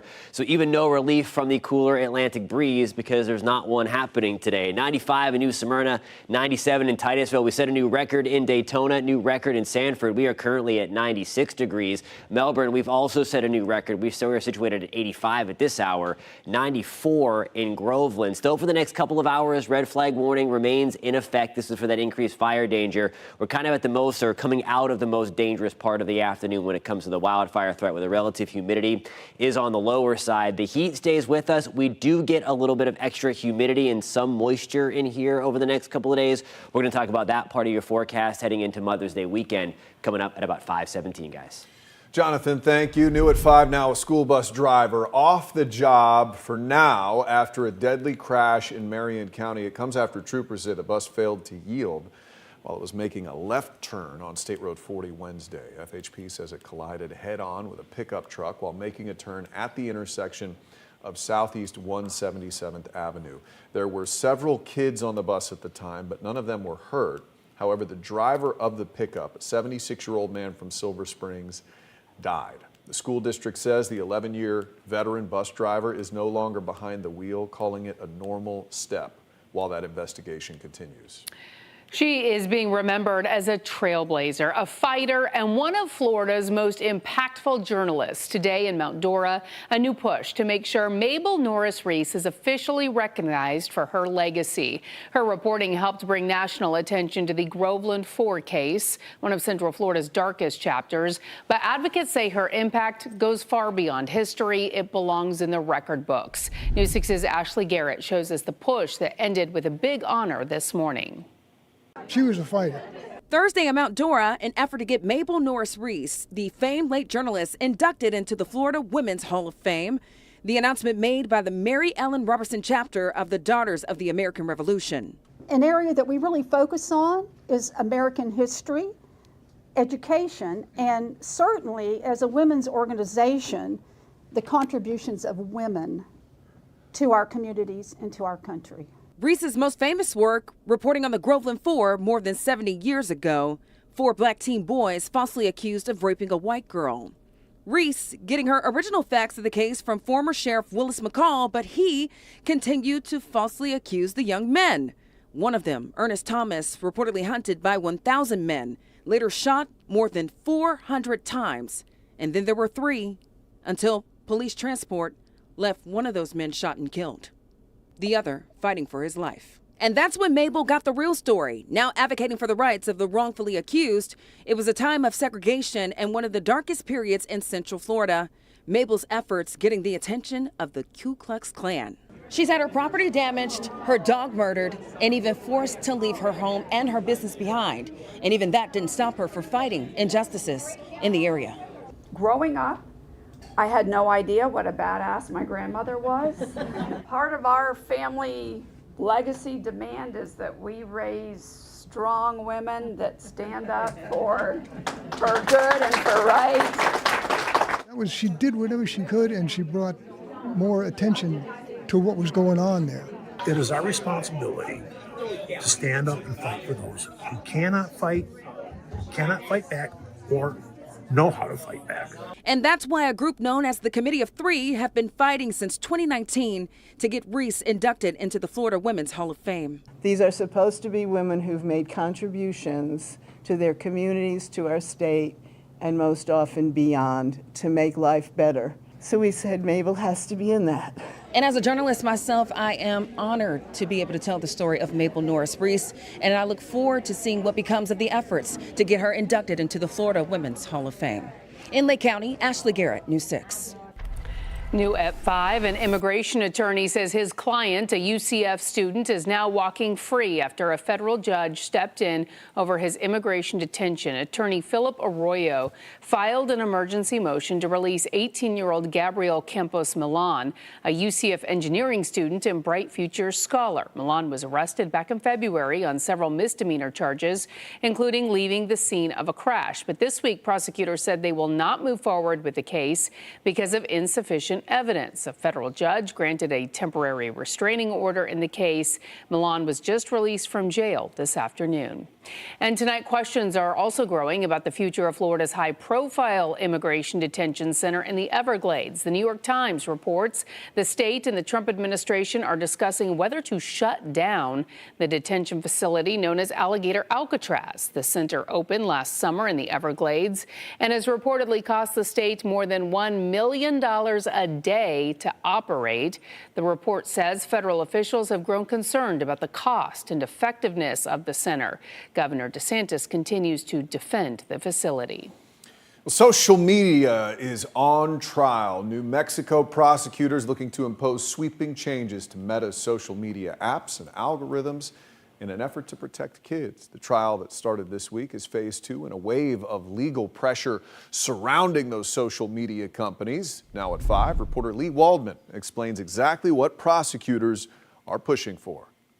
To a certain extent, phase 2 could be even more consequential in our fight to hold this tech giant accountable.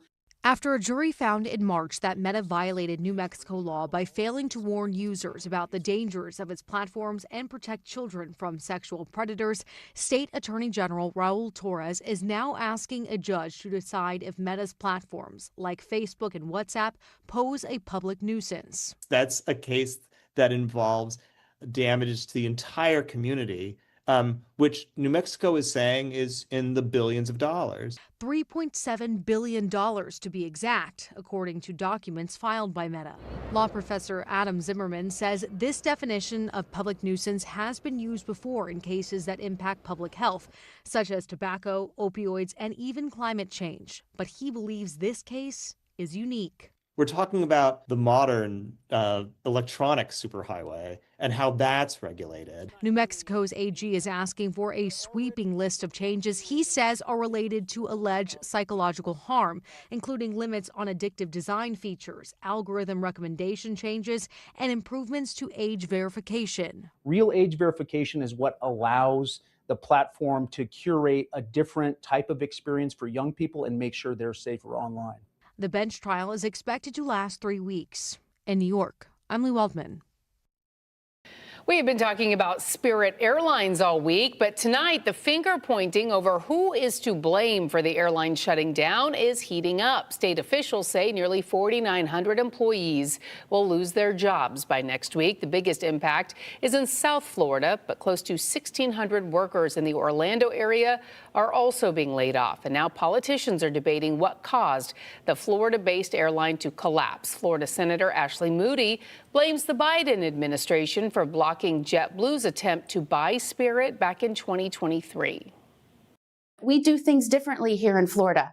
We don't make guttural political decisions. We look at the consequences and the long-term effect on our citizens. And I think that should have been done by the Biden administration. It wasn't. And this played out exactly how we expected it to. Democrats are pushing back, saying rising fuel costs and the war in Iran is putting major pressure on airlines. And in a letter to employees, Spirit warned that the higher fuel prices could cost U.S. airlines billions this year. Well, a major flooding study in Daytona Beach is coming to a disappointing end, and neighbors say they're running out of time.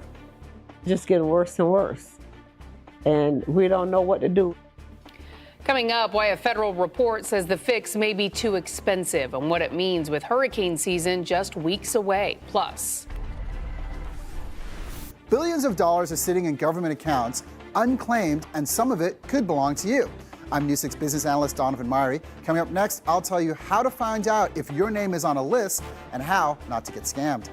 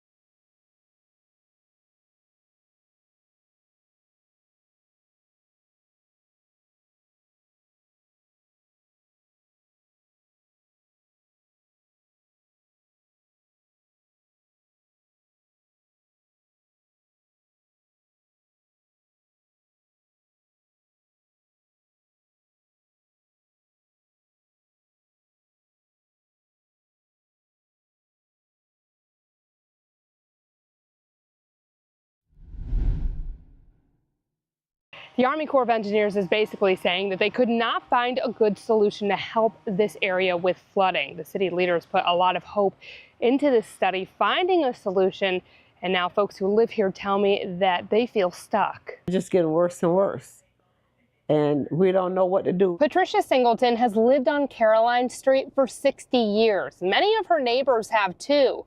With hurricane season 3 weeks away, their anxiety is peaking. We're hoping and praying on pins and needles, because once they say it's coming, I know what's going to happen. So this is how it looked in 2022 after the hurricanes, but even lesser storms leave flooding behind. Now, the Midtown area here in Daytona Beach is so low-lying that it's basically a bowl shape. Water from around the city when it rains or storms pours into the Midtown area and super slowly drains out. And if there's high tide in the Halifax River, actually gets pushed back in. I just pray and hope that we can make it through another year and see if they can, get something or do something. The Army Corps says the best solution would cost way more money than the city has or could get from the feds. It also suggested the city get federal funds to buy out 40 of the most flood-prone houses as the most cost-effective solution, but noted it wouldn't help the other hundreds of properties that have flooded before too. With the buyout, would it be enough for me to purchase another house? That's the thing. Now, I went to the city manager to ask, what do you do now? He says that they are working with the county now and hope that working together they can find a solution to provide some relief here by improving some of the infrastructure around here. But what that specifically looks like has not been decided yet. I'm your Daytona Beach, Volusia County community correspondent Molly Reed, News 6. All right, we're going to check in now with meteorologist Jonathan Kagas. No concerns about flooding right now. No. No, but definitely breaking some records today. We are, yeah, on the hot temperature side. Of course, if you've been outside, you know it's a little toasty out there. New records in Daytona Beach, Sanford, and Melbourne. We're in the ballpark in Orlando. We've topped out at 95 at the airport. 98 is the record, so we're not going to get the record in Orlando. We were expecting to stay a couple degrees short of that. 90 in Leesburg. Daytona Beach, we are toasty at 94 still. Same for us just up the road in Palm Coast. We are at 97 in Titusville right now. Here is a live look outside in downtown Orlando with our Light Orlando delivering Hope Skycam. We just have a few of those higher thin clouds. Outside, we have a few of those thunderstorms up toward the panhandle of Florida. Some of the cloud debris is blowing off that and working its way down through central Florida. 94 degrees again at the airport. The winds have been changing a little bit, variable at about 5 to 10 miles an hour. Otherwise, though, we have that filtered sunshine out there. The clouds really aren't blocking the sun at all. 74 in Groveland. We are at 74 when you wake up tomorrow morning in Oviedo. So we're even a little bit warmer when we start when compared to today. We're at 74 to start your day in Daytona Beach. And we are going to warm things back up again, maybe a few notches cooler, relatively speaking, than where we were today. Still going to be a hot afternoon, certainly above where we should be. We're at 91 in Mount Dora, Groveland. Tomorrow we're going to top out at 93. Notice we do get that breeze back out of the east, and that is why we're going to shave off about 10 degrees along the coast. We have more of that Atlantic influence now. We're going to be back into the mid-80s in Palm Coast. Still toasty in Melbourne and Palm Bay. We're back to around 90 and 91, respectively. Once we get into the weekend, we're keeping things toasty. I think, though, that we're mainly going to be on the drier side. There will be a couple of pop-up downpours on both Saturday and Sunday for Mother's Day weekend. I don't think they're going to ruin your plans too much, though. We're going to play that out right here. The rest of this evening, we are nice and quiet. There are those higher thin clouds that, again, these pose no threat to any kind of rainfall tonight. Different story tomorrow with the heating of the day. We're going to try to fire up a couple of these thunderstorms. There's 4 to 5 o'clock in your afternoon. Still not everywhere, and it's certainly not going to help the drought situation. Then here's what we're looking at for Saturday. Again, most of us are dry. Most of the day is dry, but a couple of downpours pop up again with the heating of the day. And I think the same is going to happen on Mother's Day itself. There's 5 to 6 o'clock again. There's not a ton going on. Just be aware that if you're outside grilling or at the pool with mom, there will be a couple of downpours firing up with the heating of the day. Same deal as we get into Monday, but relatively speaking, we are going to be on the drier side for the next several days. Not a ton of rain coming our way. If you do get stuck under one of those heavier downpours, certainly can pick up a little more than what is depicted there, but nonetheless, there's not a lot of relief coming in the form of some rain. We're at 92 on Saturday, 30% chance for rain on Sunday. Temperatures back into the lower 90s. We'll dry things out beyond Monday. And again, most of us are dry through about Monday, a little bit cooler, relatively speaking. Again, we are back into the upper 80s Tuesday through Thursday.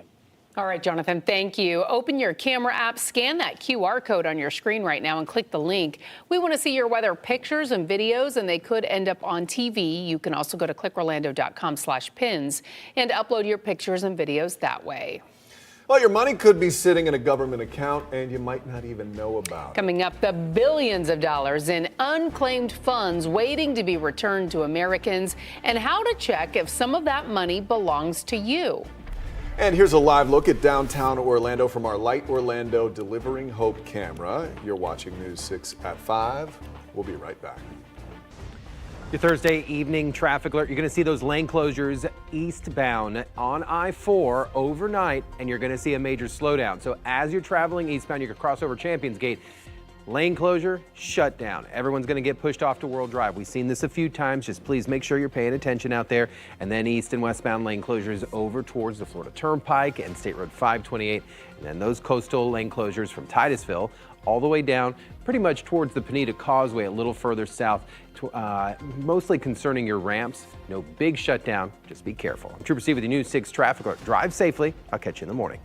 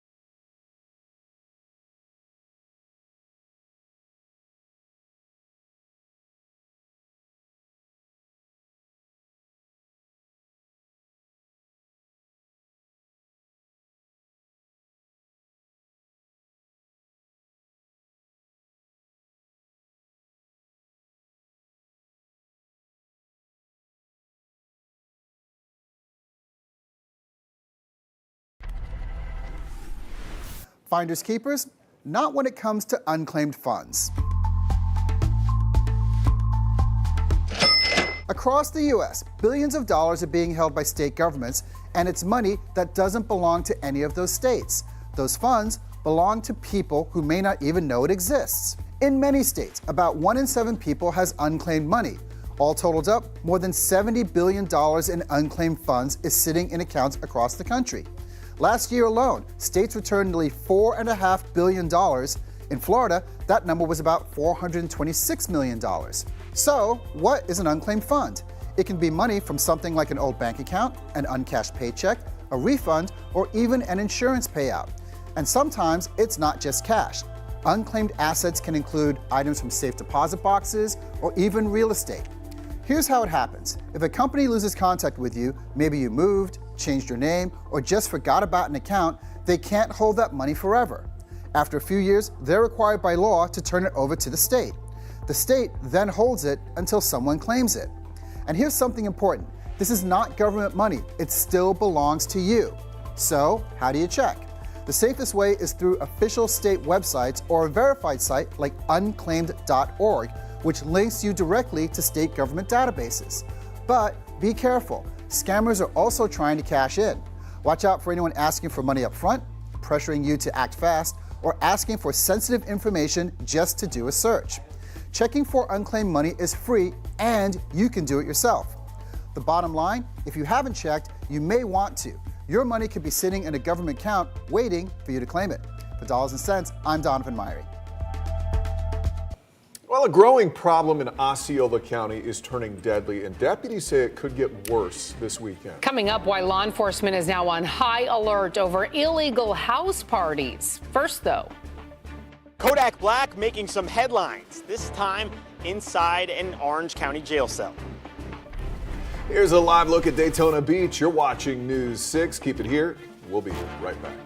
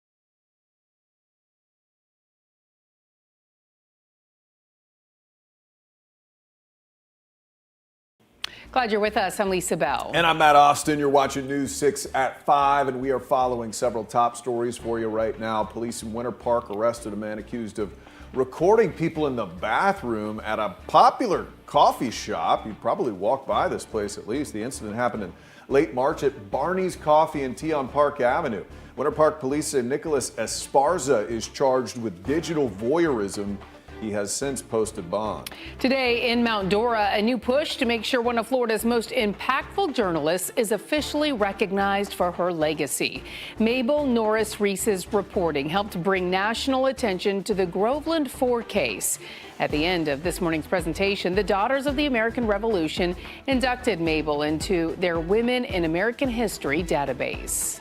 The results of a 2-year study to find flooding solutions for the Midtown neighborhood of Daytona Beach have left neighbors and city leaders stunned and disappointed.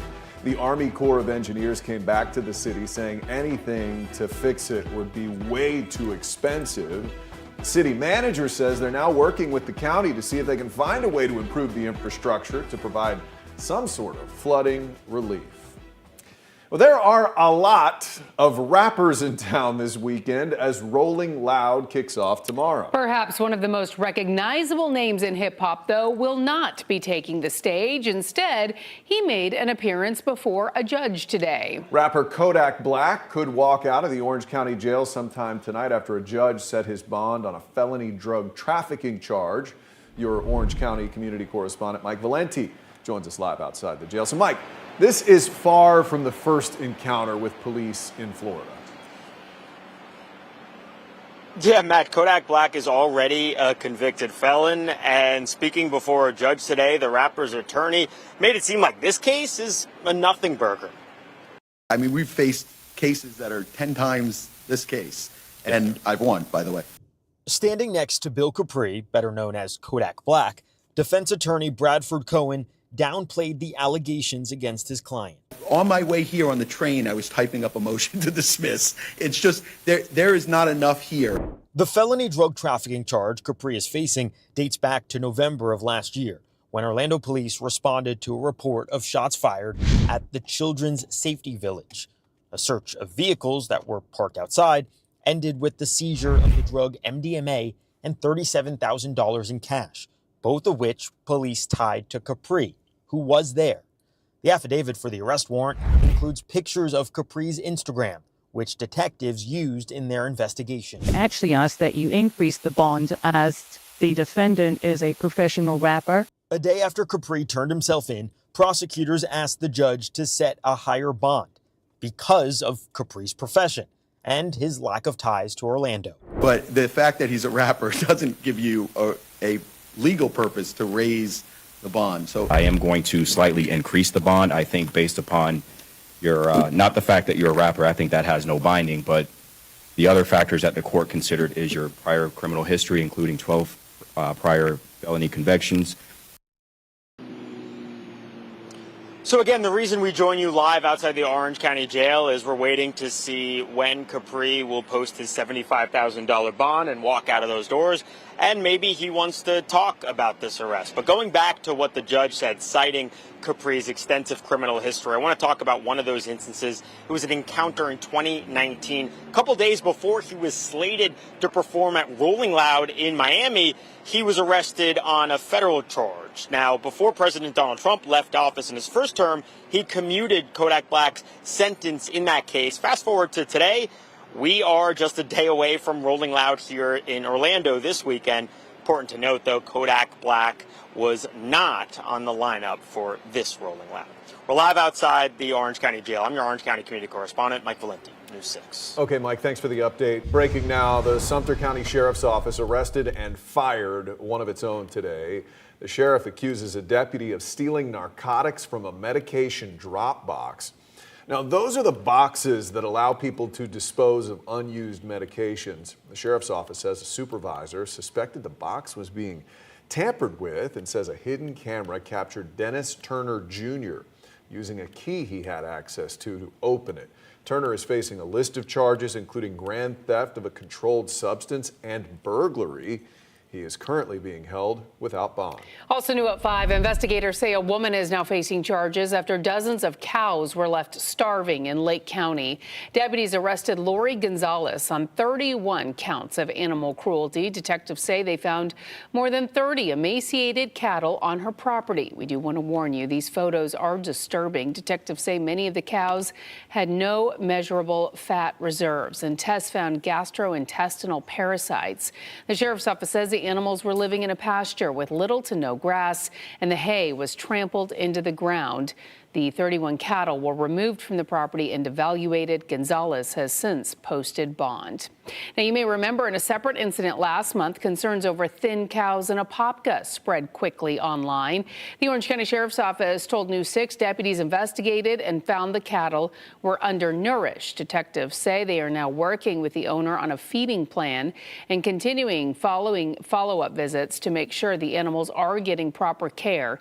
Deputies are also urging people not to feed cows who look malnourished themselves, warning the wrong food could make them sick. All right, let's turn now to the war overseas. Right now, the Trump administration is still waiting on a response from Iran as a key proposal to end the war remains on the table. CBS's Natalie Brand has the latest on the tensions from the White House. Iranian state media reports the country's president met with the new supreme leader as the regime reviews messages from the United States.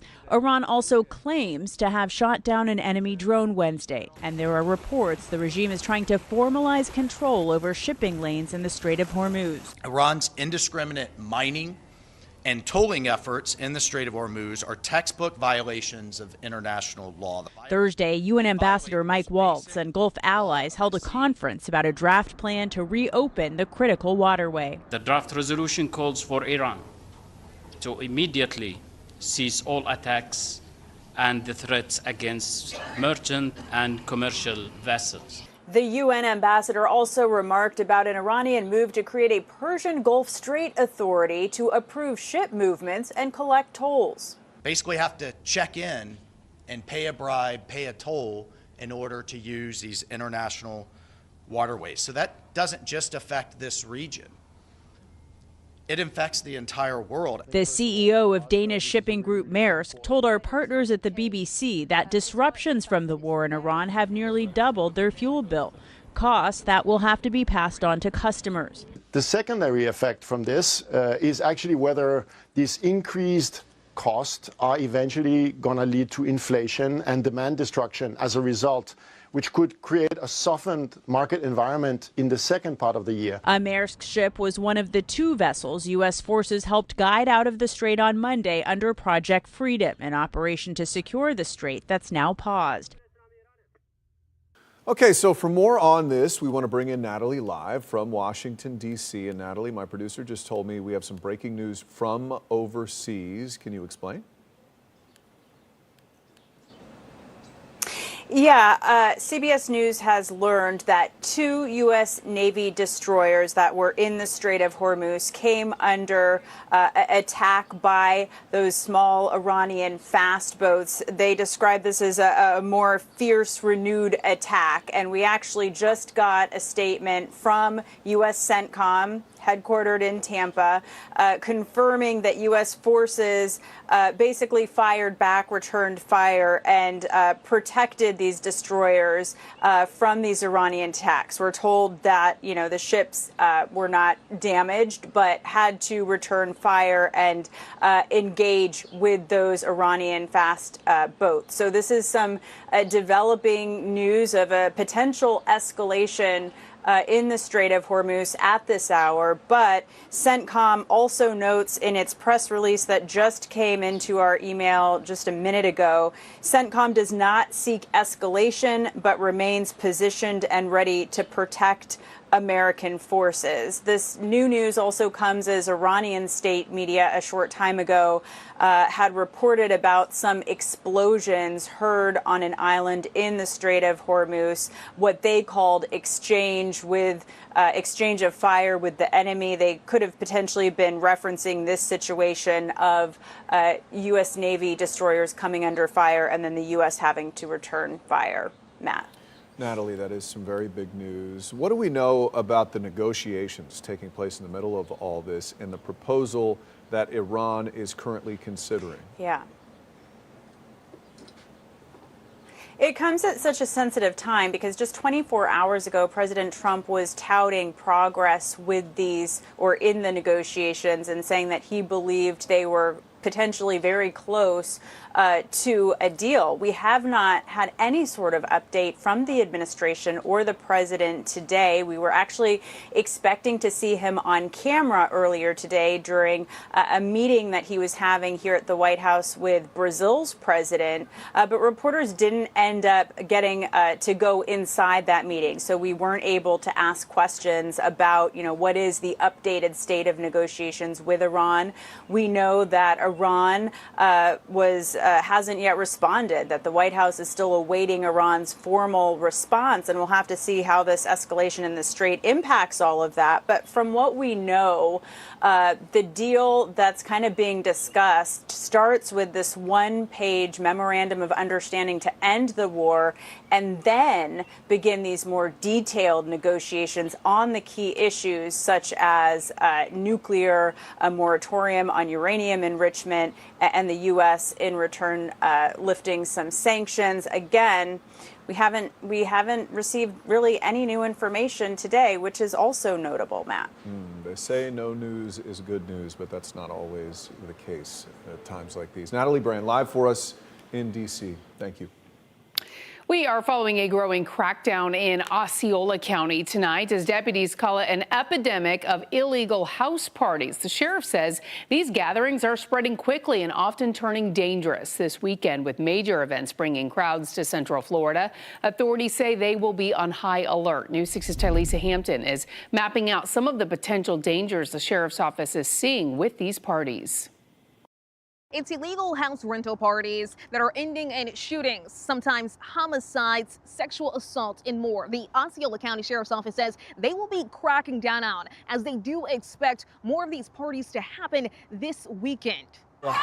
It's a problem in Osceola County that's getting out of control. We're having an epidemic to proportions of kids and illegal house parties. The sheriff says deputies are finding drugs, guns, underage drinking, plus reports of sexual assaults, shootings, and homicides. We're not putting up with the nonsense. So we're tired of our kids being shot. Because Rolling Loud is in Orlando this weekend, the sheriff's office says it will crack down on illegal parties with help of other agencies after seeing party promotions in their area.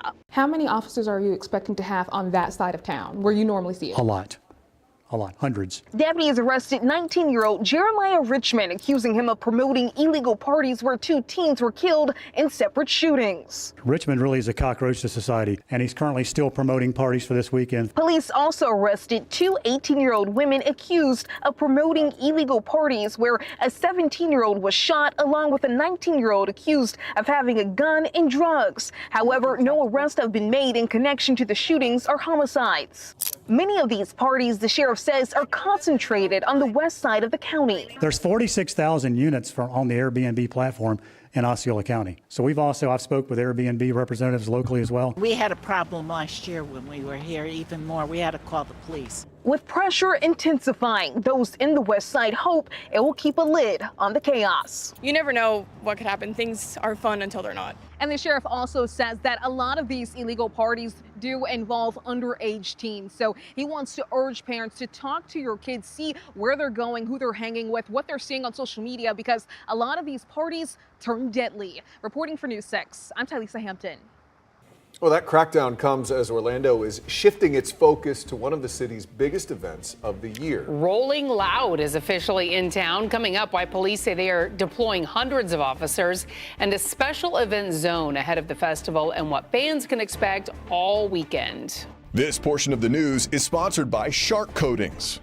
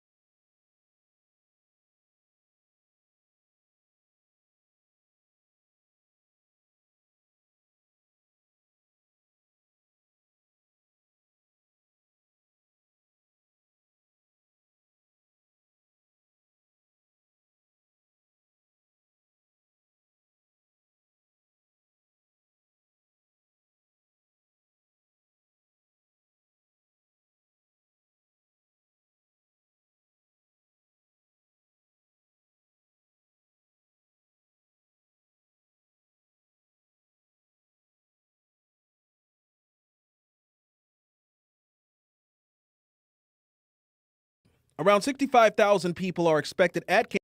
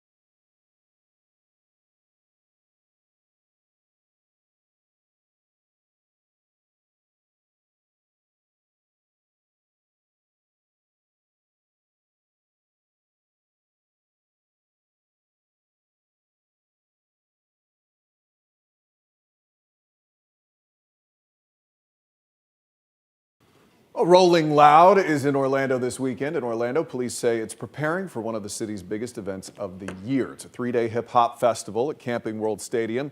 It's expected to draw up to 65,000 people at its only U.S. stop. But a special event zone starts tonight.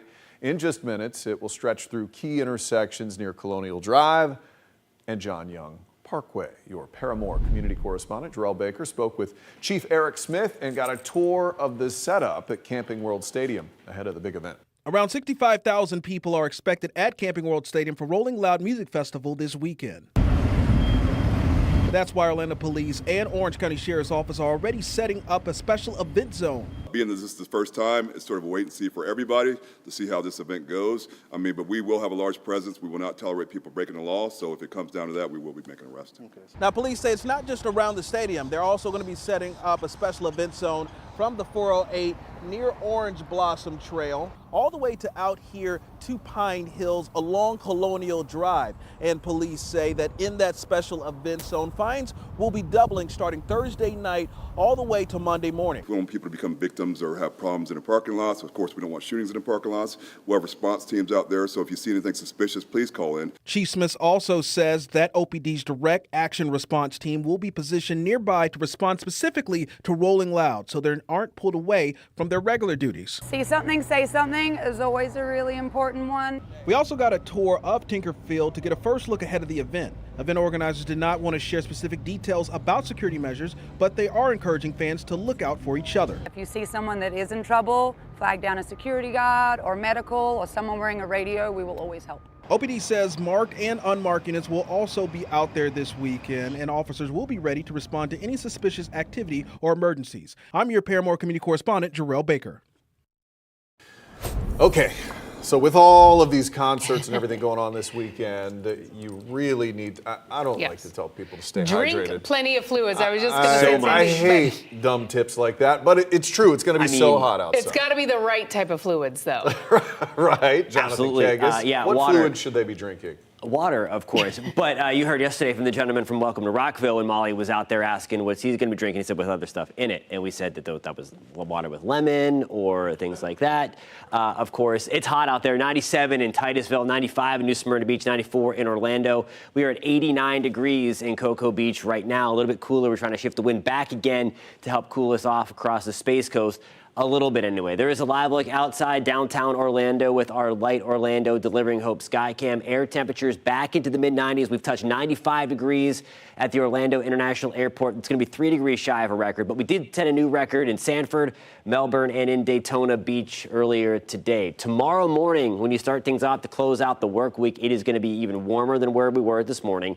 Kissimmee, we're going to start off our day into the mid-70s. We're at 73 degrees in Denellen. Palm Bay, we're going to start tomorrow morning off off into the lower 70s as well. Not as hot, but we are still a few notches above where we should be for this time of the year. We're back into the low to mid 90s across the board.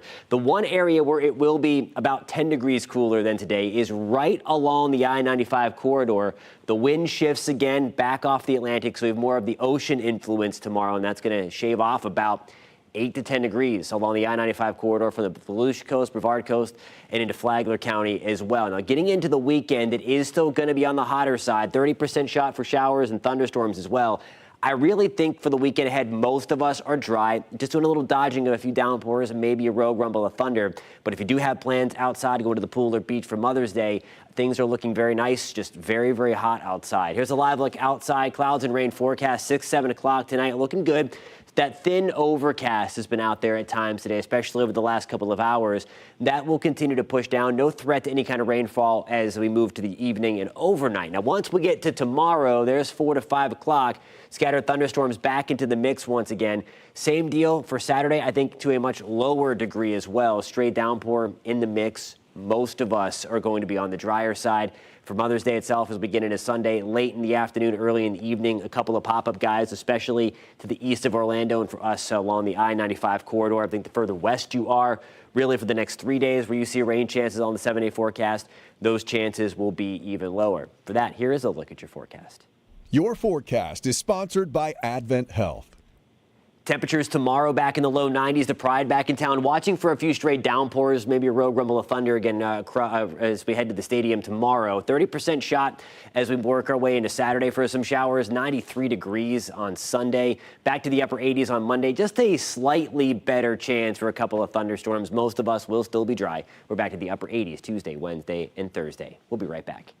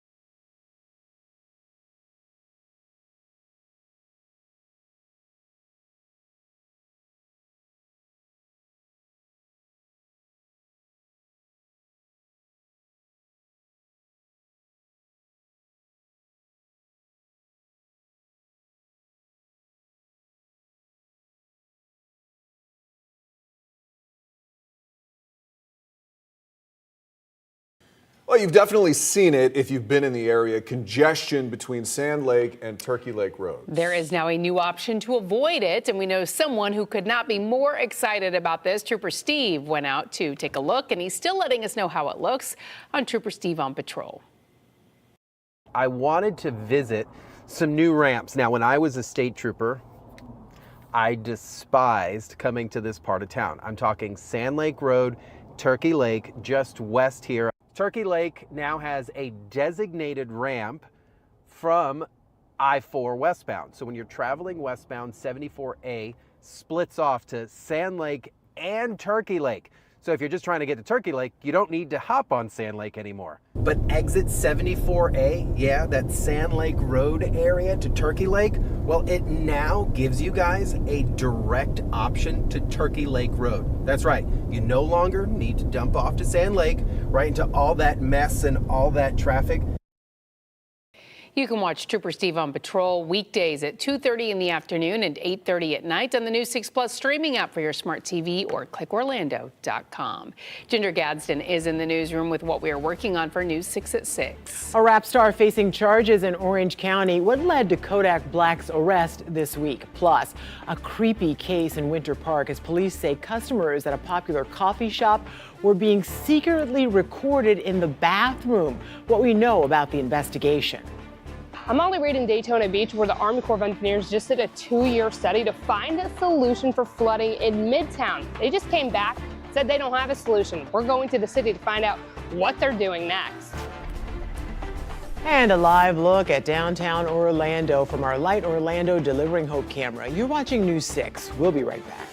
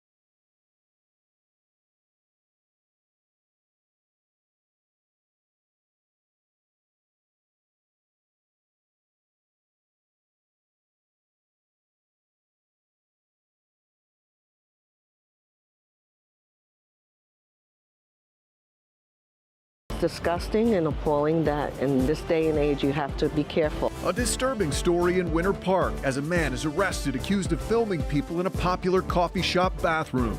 Plus, I'm Catherine Silver in DeLand, where homeowners are dealing with the growing pains of installing fiber optic firsthand.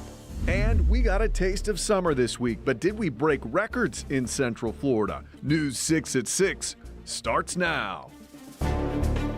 And we begin tonight by taking you around our beautiful community. Here are live looks from Orlando to Mount Dora to the coast. Okay, it was another hot day today with most of us seeing temps in the 90s, but the big questions are, when will we see a cool down, and did we hit a record? All right, to get the answer, let's check in now with meteorologist Jonathan Kegas and get a check of your forecast. Hey, Jonathan. So the answer to number one is kind of. The answer to number two is we did, in fact, break a bunch of records today. Sanford, we have a new record. Daytona Beach, we have a new record. Melbourne, we have a new record getting into the mid-90s. We are still in the mid-90s right now in Daytona Beach. We've topped out at 96 earlier today. We are still at 96 in Sanford, breaking our old record. We're at 95 in Orlando. That is the hottest part of the day for us in Orlando. We touched 95, went back to 94, and then jumped back to 95. We will not get a record in Orlando, though. That was to be expected.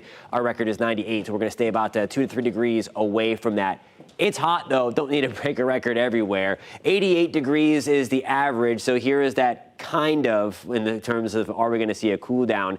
There we go, staying above average over the next few days through at least Mother's Day, and then we drop a little bit. So back to the upper 80s. That's your cool down coming over the next 7 days. There's a little bit of rain, just a little bit to come with that. We're going to talk much more about that and look at the latest drought numbers that came out early this morning, guys, coming up at about 6:17. Jonathan, thank you. The results of a 2-year study to find flooding solutions for Midtown neighborhood of Daytona Beach have left neighbors and city leaders stunned and disappointed. The Army Corps of Engineers came back to the city saying anything to fix it would be way too expensive. Your Volusia County community correspondent Molly Reed spoke with the people who live in Midtown about what their next move will be. The Army Corps of Engineers is basically saying that they could not find a good solution to help this area with flooding. The city leaders put a lot of hope into this study, finding a solution, and now folks who live here tell me that they feel stuck. It's just getting worse and worse, and we don't know what to do. Patricia Singleton has lived on Caroline Street for 60 years. Many of her neighbors have too. With hurricane season 3 weeks away, their anxiety is peaking. We're hoping and praying on pins and needles, because once they say it's coming, I know what's going to happen. So this is how it looked in 2022 after the hurricanes, but even lesser storms leave flooding behind. Now, the Midtown area here in Daytona Beach is so low-lying that it's basically a bowl shape. Water from around the city when it rains or storms pours into the Midtown area and super slowly drains out. And if there's high tide in the Halifax River, actually gets pushed back in. I just pray and hope that we can make it through another year and see if they can, get something or do something. The Army Corps says the best solution would cost way more money than the city has or could get from the feds. It also suggested the city get federal funds to buy out 40 of the most flood-prone houses as the most cost-effective solution, but noted it wouldn't help the other hundreds of properties that have flooded before too. With the buyout, would it be enough for me to purchase another house? That's the thing. Now, I went to the city manager to ask, what do you do now? He says that they are working with the county now and hope that working together they can find a solution to provide some relief here by improving some of the infrastructure around here. But what that specifically looks like has not been decided yet. I'm your Daytona Beach, Volusia County community correspondent Molly Reed, News 6. A hidden camera investigation inside this popular Winter Park coffee shop has now led to an arrest. Police say customers at Barney's Coffee and Tea were secretly recorded inside their restroom, including adults, children, even infants. News 6's Alex Cook is in Winter Park with what investigators say they found. Police say hidden cameras were found in the restrooms here at Barney's Coffee and Tea 3 different times over a period of a month. Now, a 27-year-old man is facing a digital voyeurism charge, and customers here are worried that they could have been victimized without ever knowing it. I think it's disgusting and appalling that in this day and age you have to be careful. Court documents say the hidden cameras were found on March 22nd, March 25th, and again on April 28th. Police arrested 27-year-old Nicholas Sebastian Esparza on a digital voyeurism charge.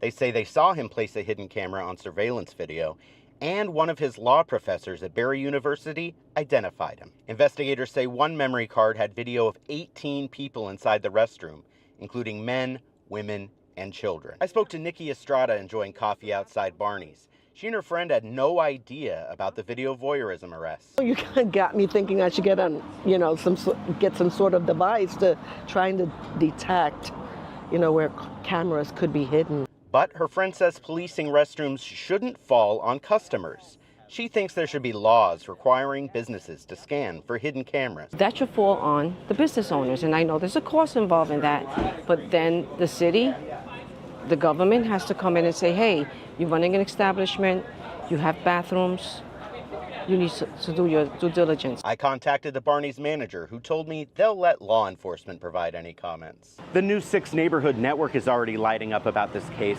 We heard from a woman who says that she comes here every Saturday morning with her mother and was worried that they might have been caught on the cameras.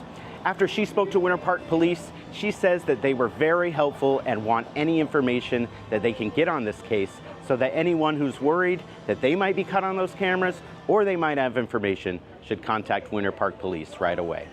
In Winter Park, Alex Cook, News 6. Developing tonight, a popular rapper making headlines in Orange County. Rapper Kodak Black turning himself into jail yesterday. We're now learning he has entered a plea of not guilty and waived his arraignment. Kodak Black-born Bill Capri is facing a felony drug trafficking charge, this stemming from an investigation dating back to November when officers responded to reports of shots fired near the Children's Safety Village. After a car search, officers say they found drugs and $37,000 in cash. His bond is set at $75,000. Kodak Black was also arrested back in 2019 on a federal gun charge, but President Donald Trump commuted his sentence in 2021. Meanwhile, in Lake County, a woman is facing multiple counts of animal cruelty. Deputies say 31 cows were found to be suffering from severe weight loss at the home of Lori Gonzalez. Deputies began an investigation last month. She was taken to the Lake County jail. She bonded out of jail earlier today. Some good news, though, for the cows. All of the cattle were adopted by experienced cattlemen. That is good news. Well, in Marion County, Ocala police arrested an accountant for fraud and elderly exploitation. Police say 55-year-old Kara Priest was arrested by Ocala police on a warrant in Marion County.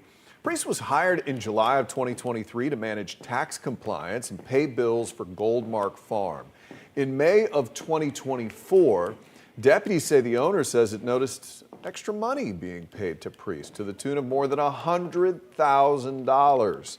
In March of 25, detectives were alerted by an 89-year-old person who says Priest wrote checks as their accountant and forged their signature. Deputies say more than 13 grand of false checks were deposited into her account. Priest is now facing charges including grand theft of $100,000 or more. She's in Marion County Jail, held without bond. In Osceola County now, deputies are pushing to stop what it calls an epidemic of illegal house parties after multiple arrests have been made in connection to these illegal parties. Some of these ended in shootings, deaths, assaults. Deputies arresting an 18 and 19-year-old for promoting an illegal party. One where a 17-year-old was shot. Another where someone's accused of having a gun and drugs. No arrests have been made in connection to the shootings or homicides. The sheriff's office says most of this happened on the west side of the county. Neighbors tell us they're hoping this new crackdown can make their community safer. You never know what could happen. Things are fun until they're not. We're having an epidemic to proportions of kids and illegal house parties. We're not putting up with the nonsense. So we're tired of our kids being shot. The Osceola County Sheriff's Office says it expects more of these parties to happen this weekend, with events like Rolling Loud coming to Orlando. Another utility strike. This time it happened in DeLand, where we are learning multiple companies are installing fiber optic lines. Our Catherine Silver went to find out what's going on and what the city is doing about it. We've been hearing all about fiber optic cable and how crews are tearing up lawns, even hitting utility lines as they cut a path underground. After our last story in Longwood, we heard DeLand is going through the same thing. As soon as we got to Euclid Avenue near Stone Street, we started to see it. Orange lines, orange cones, orange flags. It seems like your neighborhood's turning orange. Yes, it is. We met Banumati Taylor and Marlene Martin on Boundary Avenue. They come and they dig in your yard. You just see them come digging up dirt. Nobody say anything to you. So here comes the news team. They have to come here for us to find out what is going on. I have no clue. We're going to find out for you. I reached out to a spokesperson for the city of DeLand, but it didn't take long to find a social media post online. It says 3 companies are currently installing fiber optic: T-Mobile, Tillman, Wire3, and AT&T. The city says this is a state-led infrastructure project to expand high-speed internet access. The city is not part of these contracts and does not manage or oversee this work. But when something goes wrong, it does require city manpower and resources to repair. One of the commissioners here in DeLand reached out to our News 6 team. He sent me a message saying there's been 2 water main breaks in one day just this week. The one yesterday was at Bearsford and Spring Garden. At City Hall, a spokesperson for DeLand told us there's been 4 since January. These companies are required to do what's called self-locating, which means they're supposed to do their due diligence to find the lines themselves as part of the process, right? So if, our customers are going without water, we are going to go in and fix the problem and then bill them for it afterwards. Is there any bigger conversation happening in DeLand about accountability when it comes to these companies? Yeah, we take it really seriously. And as we continue to see more and more punctures, as they continue to bore, we're making sure that we're working with department heads and the people on the ground to hold them accountable. In DeLand, Catherine Silver, News 6. Frustrating for those neighbors, for sure. Well, a late journalist being honored today in Mount Dora for advocating for the Groveland 4. Tonight, we are hearing from neighbors remembering and honoring her legacy. Part of our family legacy demand is that we raise strong women that stand up for good and for right. Coming up, we're highlighting the impact Mabel Norris Reese had in our state's history. Plus, it is sure to be a busy weekend in the City Beautiful with a popular hip-hop festival taking over Camping World Stadium. How officials are working to keep you safe if you do head to Rolling Loud. I'm Tony DeCopo. Ahead on the CBS Evening News, we're monitoring the latest on the situation in Iran, also the latest in Washington, but we're particularly excited about the last story in the show. 20 years ago tomorrow, a man was thrown on television by the BBC and presented as an expert. He was not. It was all a big mistake. How he handled it resonates today. That story and more ahead on the CBS Evening News. This portion of the news is sponsored by Advent Health.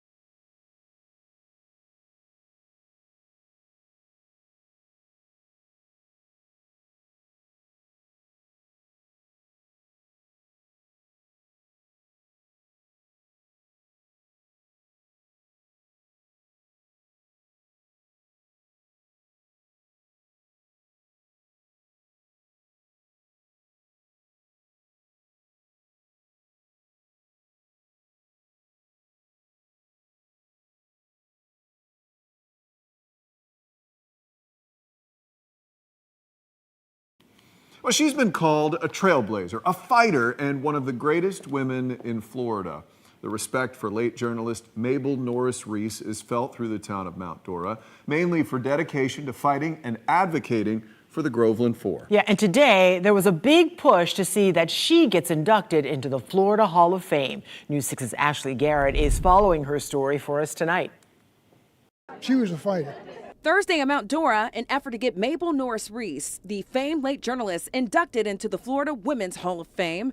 The announcement made by the Mary Ellen Robertson chapter of the Daughters of the American Revolution.